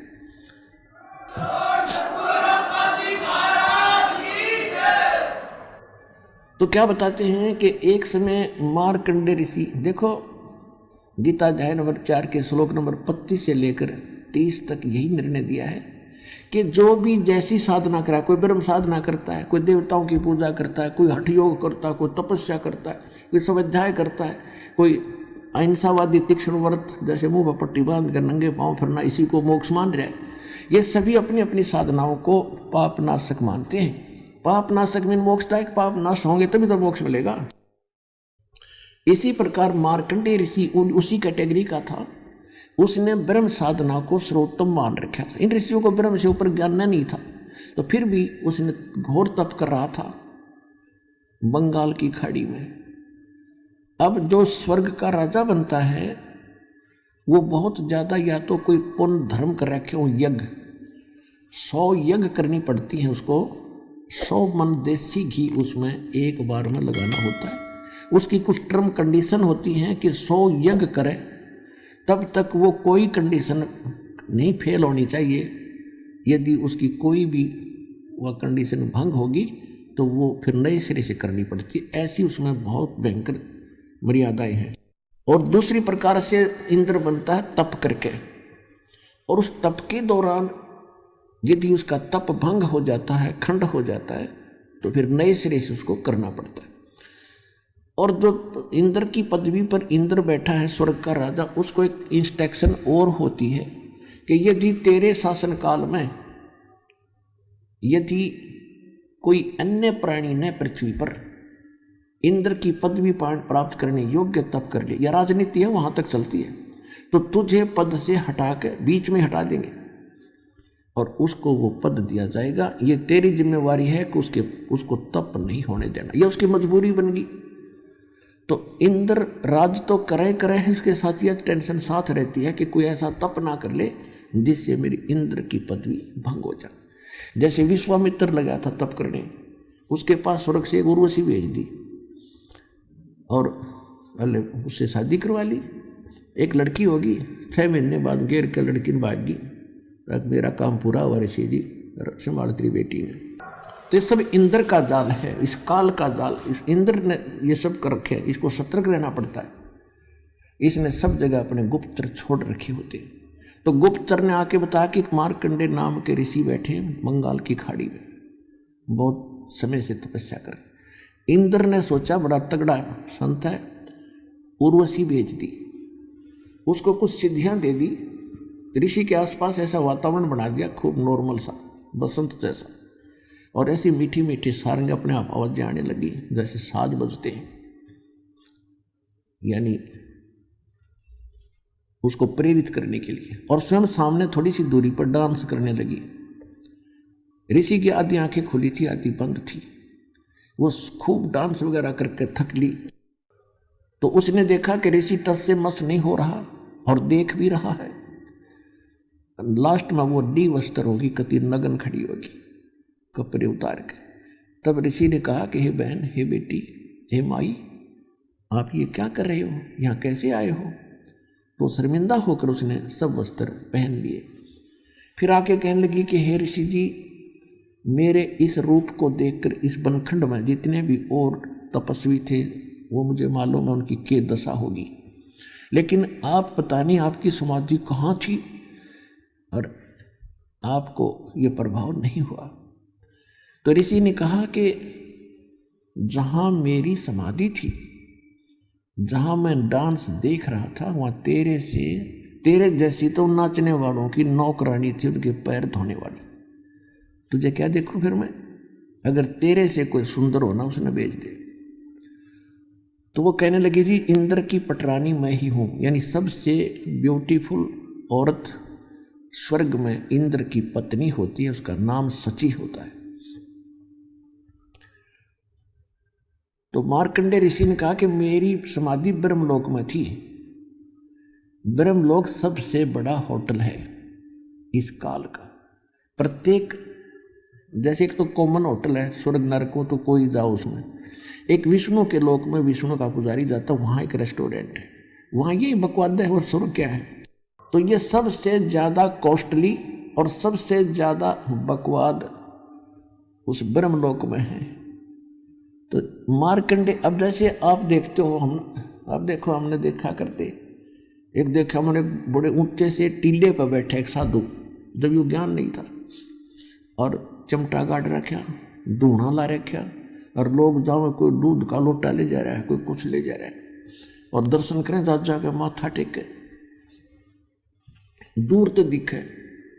अब उसके बारे में इस सूक्ष्म वेद में बताया गरीबदास साहिब जी ने कि डिम्ब करें, डिम्ब माने पाखंड, ढोंग करें, और डूंगर चढ़े, डूंगर माने ऊंचे स्थान पर बैठेंगे ये, ताकि दूर तो सब न दिखूं मैं कुछ कर रहा हूं। और अंतर जीनी झूल जग जाने ये बंदगी करे, ये बों सूल बबूल, ये तो खोटे खोदे थे, इनको ज्ञान ही नहीं था।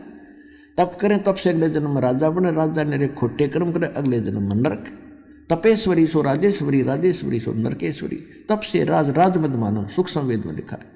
और जन्म तीसरे फिर शुक्र सवान।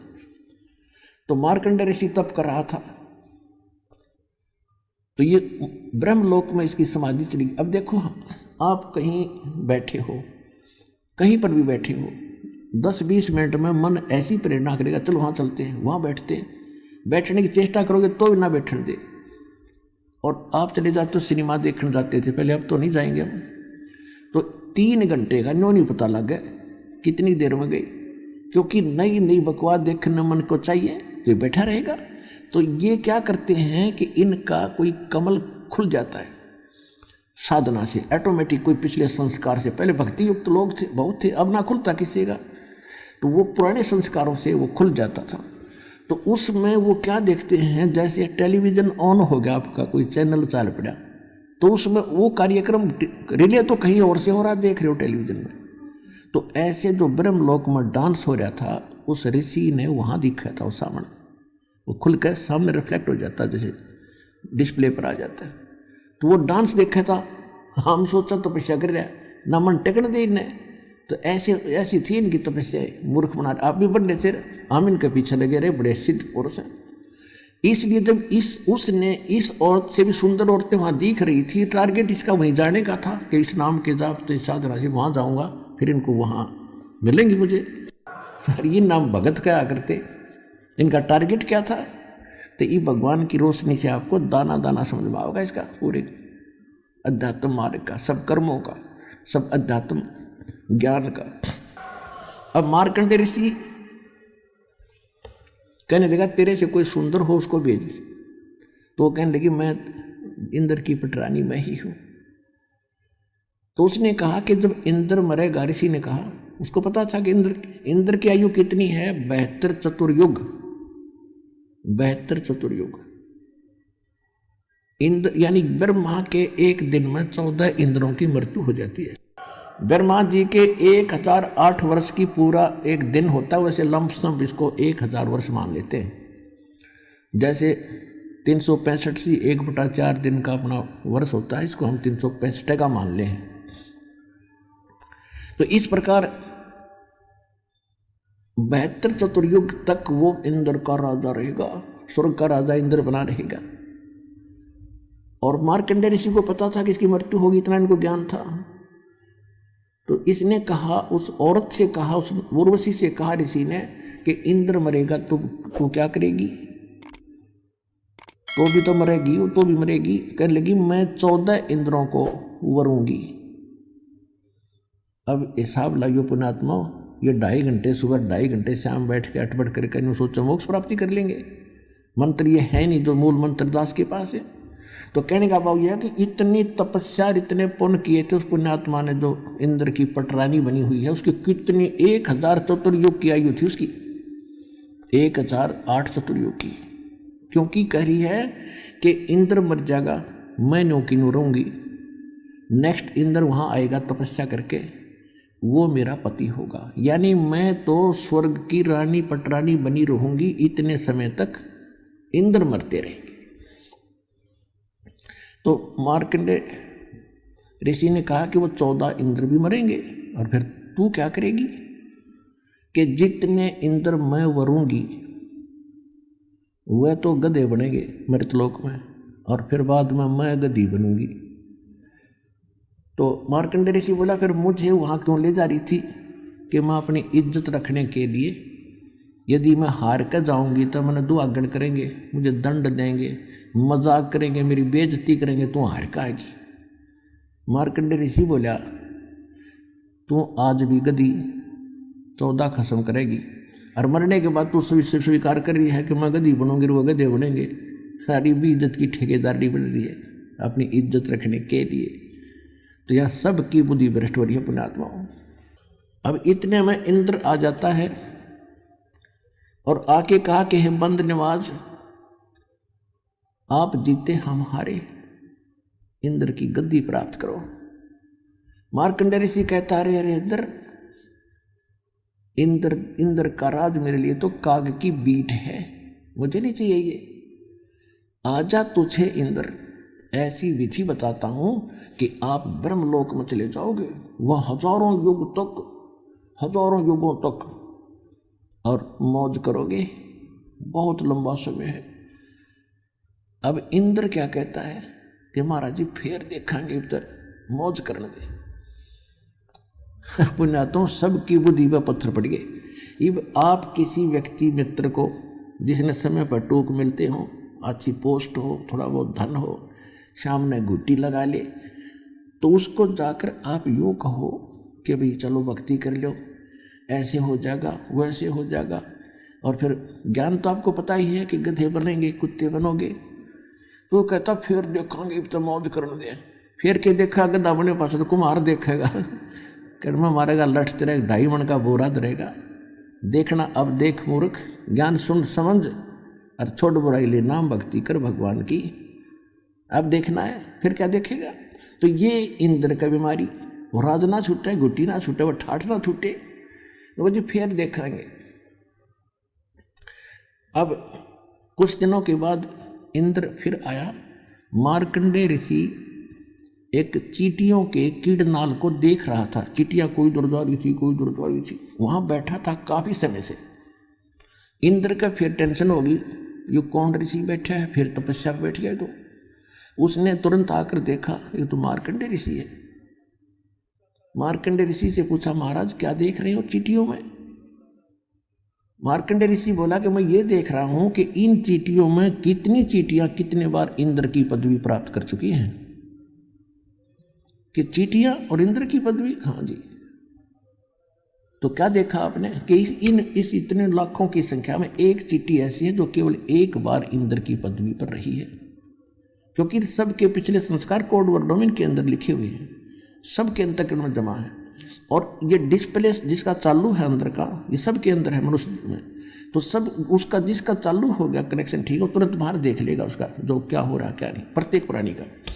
ऐसे ऋषि लोग पहले ये बताते रहे कोई भविष्य और भूत की कथा, लेकिन इससे कोई जटमट का कोई फायदा नहीं हो। तो हो लिया और होगा तो होएगा, इसमें वो चेंज नहीं कर सकते थे।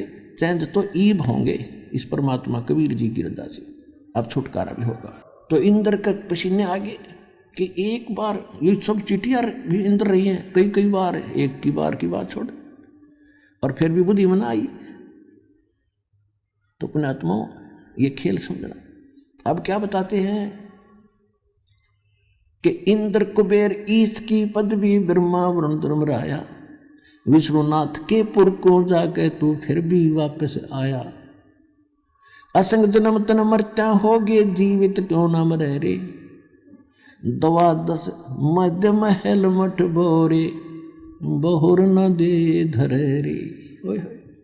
कहते हैं असंग जन्म हो गए तो आपने मर्तों को अब जीवित मर कर देखे एक बार। अब जीवित कैसे मरना है, एक तो ऐसे मरना है कि हमने संसार की रीस नहीं करनी।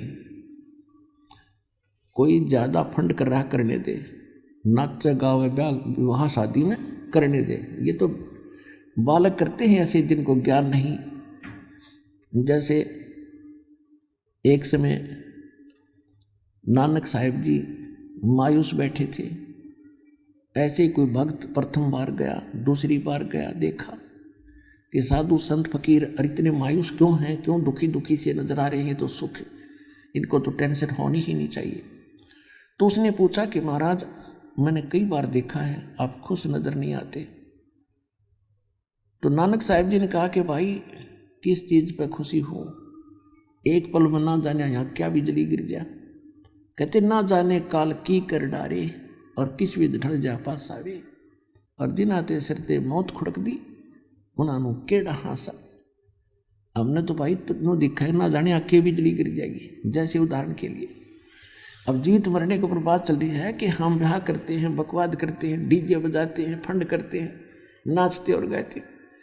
एक लड़का ऐसे ही पहले दिन तो खूब नाचे गाए, अगले दिन बारात जा रही थी, दुल्हे वाली गाड़ी टकरा गई, एक्सीडेंट हो गया।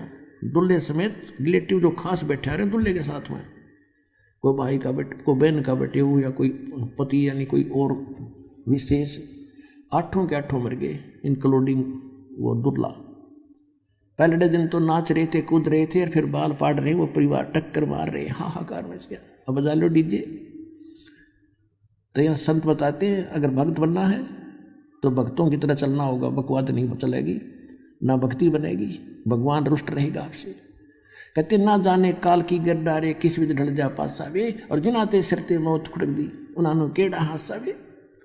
तो इन ब्याह शादी में बकवाद नहीं करनी जब भक्त बनना चाहते हो तो।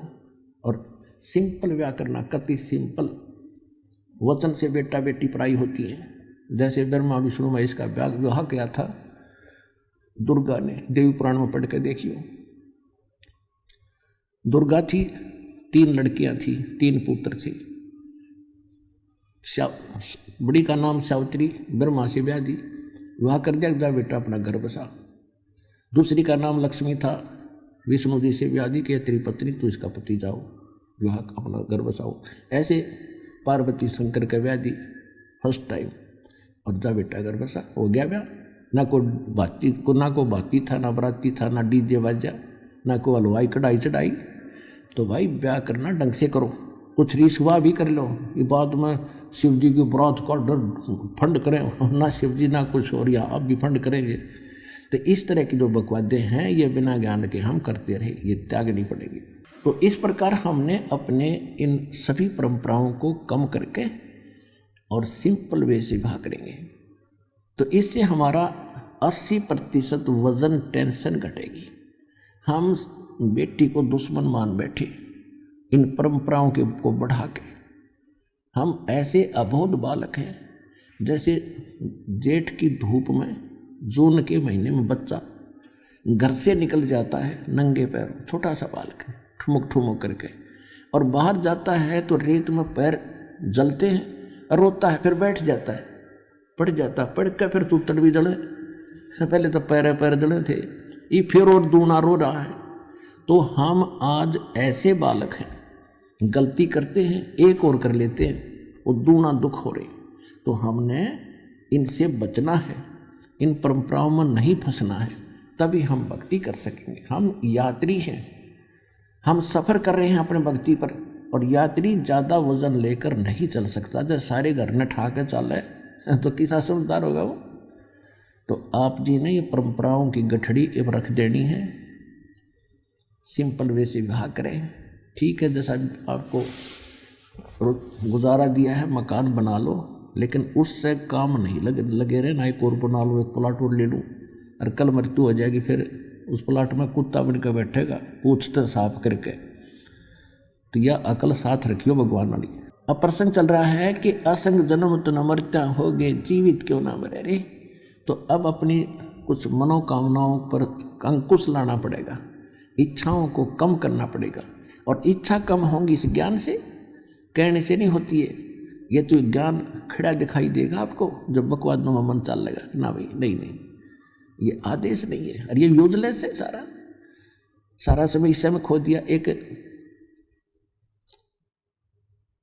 सन 1983 की बात है, 84-83 की, एक बैंक मैनेजर ने रोहतक के अंदर सेक्टर 1 में एक कोठी बनाई, उसमें 3.5 लाख रुपये लगे।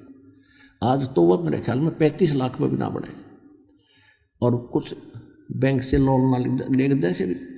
और उसका मुहूर्त करे था उस दिन, एतवार का दिन था। सामान लेने के लिए वो निकला था स्कूटर उठा के। उस दिन जिस दिन उसकी मुहूर्त शुरू हो रही थी, उसके पुजारी आ रहे थे, पूजा करनी है।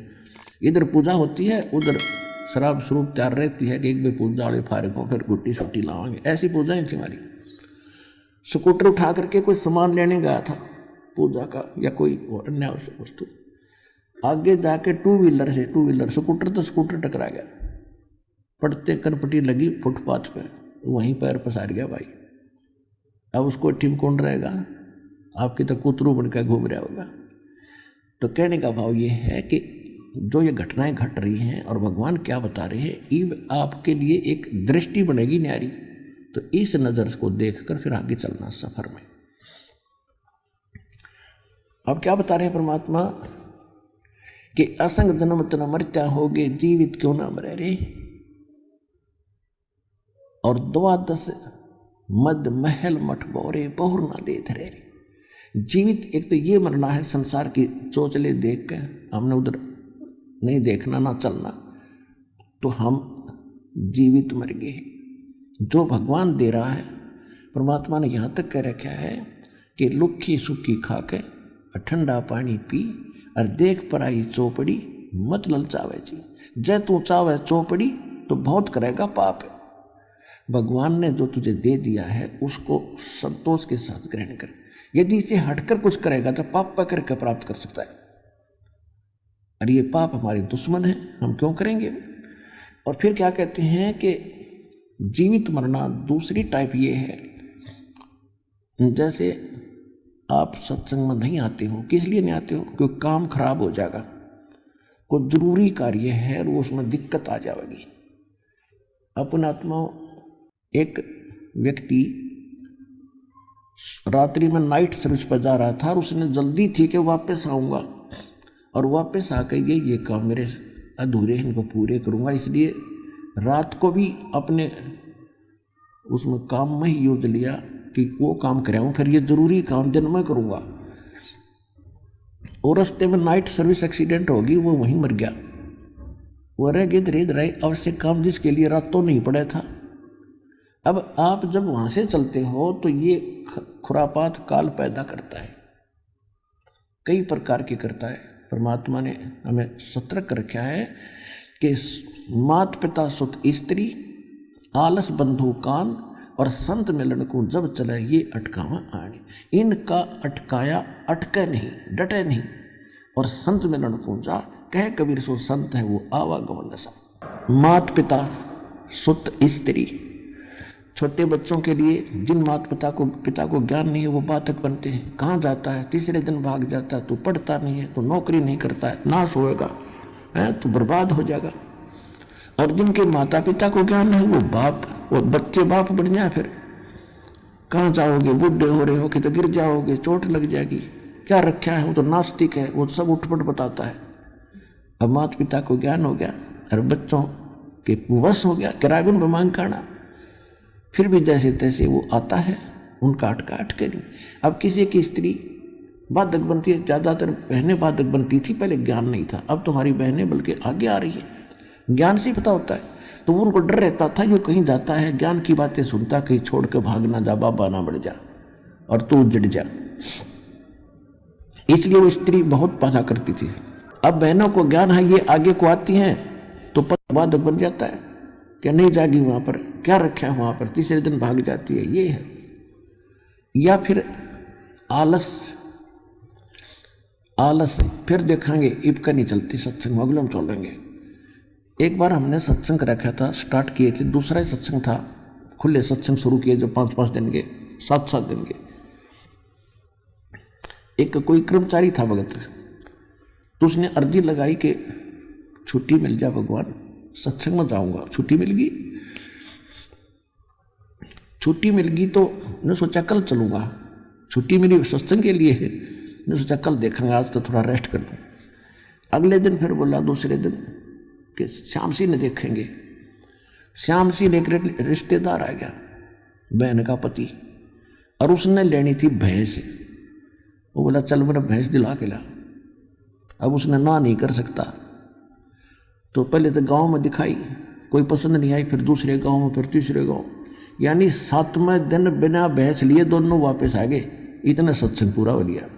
तो जब उसने ये ज्ञान सुना, जब ने बोला जी आलस मार गया मैंने, कहते आलस कर दिया, तो फिर देखूंगा, तड़को देखूंगा, परसों देखूंगा, तो और शाम ने भी नींद नहीं थी, कल देखूंगा, ये सोच रहा था। जब लेट से हो गया, इतना वो आ गया, और 7 दिन धक्के खाता फिरा, कि तो गोबर में बढ़ा, कि तो कहीं किसी का सोया, कभी रोटी मिली ना मिली, पैदल चले। वो 7 दिन मेरे बिरान माटी में गए, 6 दिन। अरे कान पकड़ दिया, सीधा आया करूँगा, ले छुट्टी मिलते बाकी क्या करूँगा। मात पिता सुत स्त्री आलस बंधु कान लोकलाज क्या है भाई, कहाँ जाते हो, सतलोक आश्रम बरवाला जिला हिसार हरियाणा में, और अब वहाँ कहाँ जाते हो तो ऐसे छुड़वाता है, श्राद्ध भी छुड़वाता है, सारी पूजाएं छुड़वाता है, नास्तिक बनाता है। तो जो दो चार टोक देते हैं तो जो कमज़ोर संस्कार का आदमी फिर चुप हो जाता, भाई ठीक है नहीं जाते, सारे कहने लगे। यानी लोक लाज में आकर उसने भक्ति मार्ग छोड़ दिया।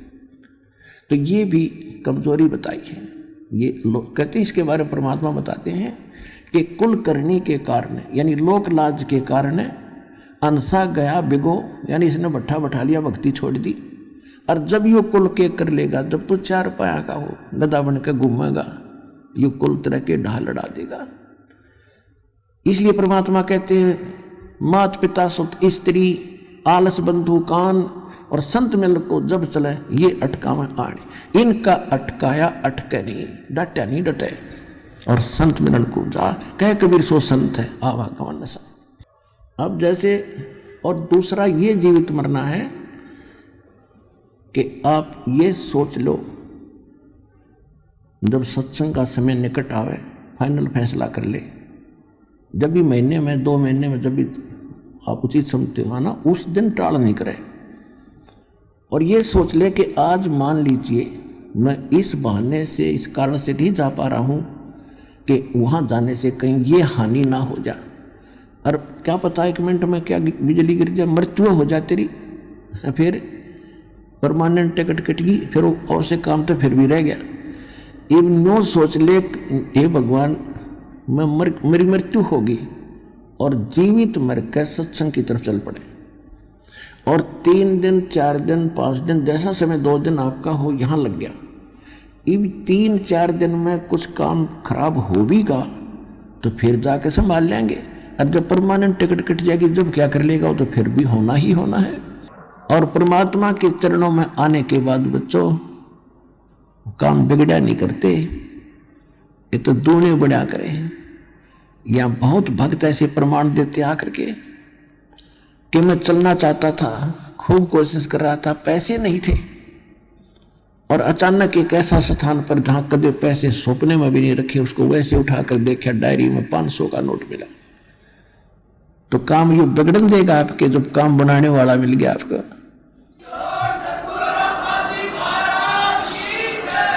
अब क्या बताते हैं, असंग जन्म तन मरत्या होगे, जीवित क्यों ना मरे रे। ये जीवित मरना है। और द्वादश दर मद मैल मठ बोरे बहुर ना दे धरे रे। अभी तक आप जी 10वां द्वार सुना करते थे। और एक यू जम्मू के अंदर रांजड़ी में एक मधु परमहंस नकली कबीरपंथी, इसने किताब पढ़ ली कबीर साहब की वाणी में, 11वीं खिड़की पागी, 11वां द्वार किसी को नहीं पता, मुझे पता है पता। उसमें तो 12 द्वार लिखे हैं, इनकम्प्लीट नॉलेज है आपका। तो 12 में द्वार है कहाँ, इन्हें वो ही नहीं पता। क्या बताता हो कि 10 द्वारतों की तो सतिथि है, और 11वें द्वार की कोई सतिथि नहीं। जैसे नाक है, नाक की सतिथि है, कौन है वो, तो वैसे ही है, वो में ज्ञान हो तो वैसे हो। अब क्या बताया कि जैसे 21 ब्रह्मांड का जो क्षेत्र है, एक ब्रह्मांड का जो क्षेत्र है, ये 10वें द्वार पार करके इस ब्रह्मांड से पार हो जाते हैं। इसके बाद इसी काल के जाल में ही रहते हैं। 11वां द्वार है जो 21वें ब्रह्मांड को पार करेंगे काल के, और 7 सिंह ब्रह्मांड का अक्षेत्र शुरू हो जाएगा अक्षर पुरुष का, वो 11वां द्वार है। और अक्षर पुरुष के अक्षेत्र से पार करके सतलोक में प्रवेश करेंगे, वो 12वां द्वार है। गरीबदास जी कह रहे हैं, द्वादश दर महल मठ बोरे। ए भोले आदमी, वो तो 12वां द्वार पार करके वो स्थान है, शाश्वत स्थान, जहां बोर ना दे धरे रे, जहां जाकर फिर जन्म मृत्यु नहीं होती। गीता अध्याय नंबर 15 के श्लोक नंबर 4 में कहा है, गीता अध्याय नंबर 18 के श्लोक नंबर 62 में कहा है।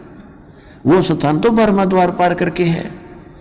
फिर बताते हैं, दोजक भिष्ट सभी देखे राजपाट के रसिया। या जैसी साधना तुम कर रहे हो, में दोनों मिलते हैं, स्वर्ग भी नरक भी, 84 लाख योनिया भी। दोजक भिष्ट सभी देखे राजपाट के रसिया, और 3 लोक से तृप्त नाही यो मन भोगी खसिया। इस मन की इतनी गंदी आदत है, इतना बेईमान है यो, इसको 3 लोक का राज दे देना तो भी सोचो और मिले कि तो थोड़ा सा, जैसे कोई सरपंच बन जाता है और वो मीटिंग में जाता, चेयरमैन के अधीन होता है, तो उसने वो नो सोचा अगली बार चेयरमैन बनो जब बात पड़े। अब चेयरमैन बनने के बाद वो क्या सोचता कि एमएलए बनो जब बात बने। भाई नहीं बात बनी। एमएलए बनने के बाद उसकी टेंडेंसी ये बन जाती है वो मंत्री बनो तक में बात सार रस आवे, रास आवे, नहीं बनी बात।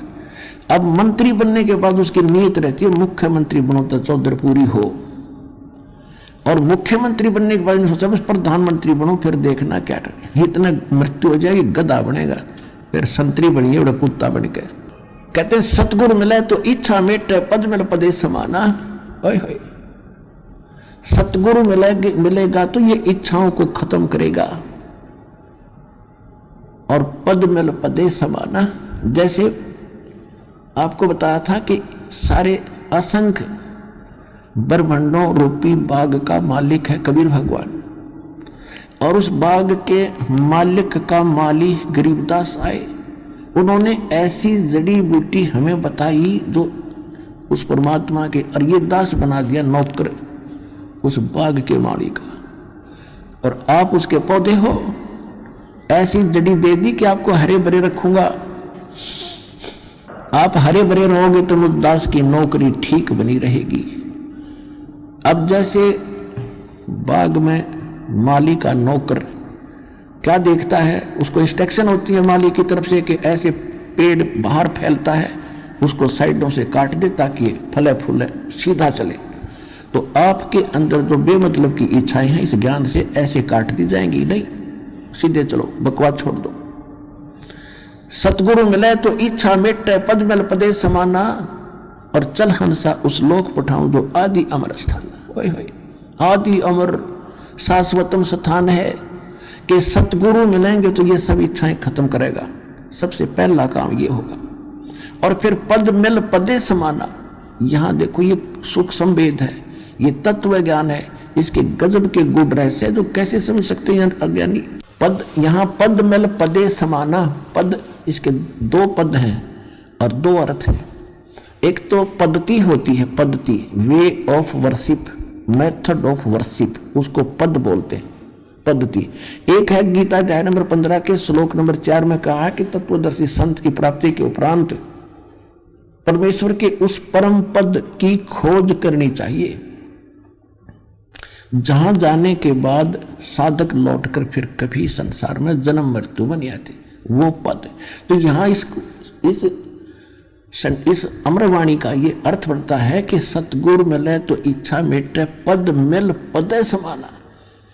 यह पद माने पद्धति, भक्ति की श्रेष्ठ विधि। तो पेंडा पंथ पकड़ वो मार्ग जो मिल जाएगा, सही भक्ति पद मिलेगा आपको, पद्धति, तो उससे वो पद मिलेगा, उस पद में समा जाओगे, जहां उसमें पहुंच जाओगे, जहां जाने के बाद फिर कोई कष्ट नहीं, सुख सागर प्राप्त होगा, फिर मृत्यु नहीं, दोबारा नहीं आना पड़ता। सतगुरु मिले तो इच्छा मेटे पद मिल पदे समाना, और चल हंसा उस लोक पठाऊं जो आदि अमर अस्थाना। वहां क्या सुख है, चार मुक्ति जहां चंपी करती माया होरी दासी। अब हम चार मुक्ति सुना करते थे, वो चार मुक्ति स्वर्ग में होगी, महास्वर्ग में होगी, वहां खत्म हुआ, वो समय पूरा हुआ, फिर नरक में वो कहाँ गई मुक्ति, खत्म हुई, वो तो उनका समय निर्धारित है। और कहते वहां सदा तेरे चरणों में पड़े रहेंगे वो सुख। चार मुक्ति जहां चंपी करती माया होरी दासी, दास गरीब अब पद पर से वो मिले राम अविनाशी। ओए होए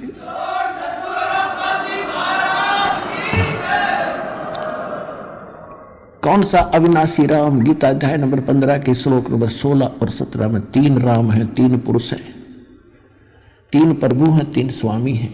सरपुरुष अक्षर पुरुष, सरपुरुष भी नाशवान, अक्षर पुरुष की स्थिति एज आपको बता दी, और यह भी बता दिया कि इतनी उम्र बुलंद मरेगा अंतरे।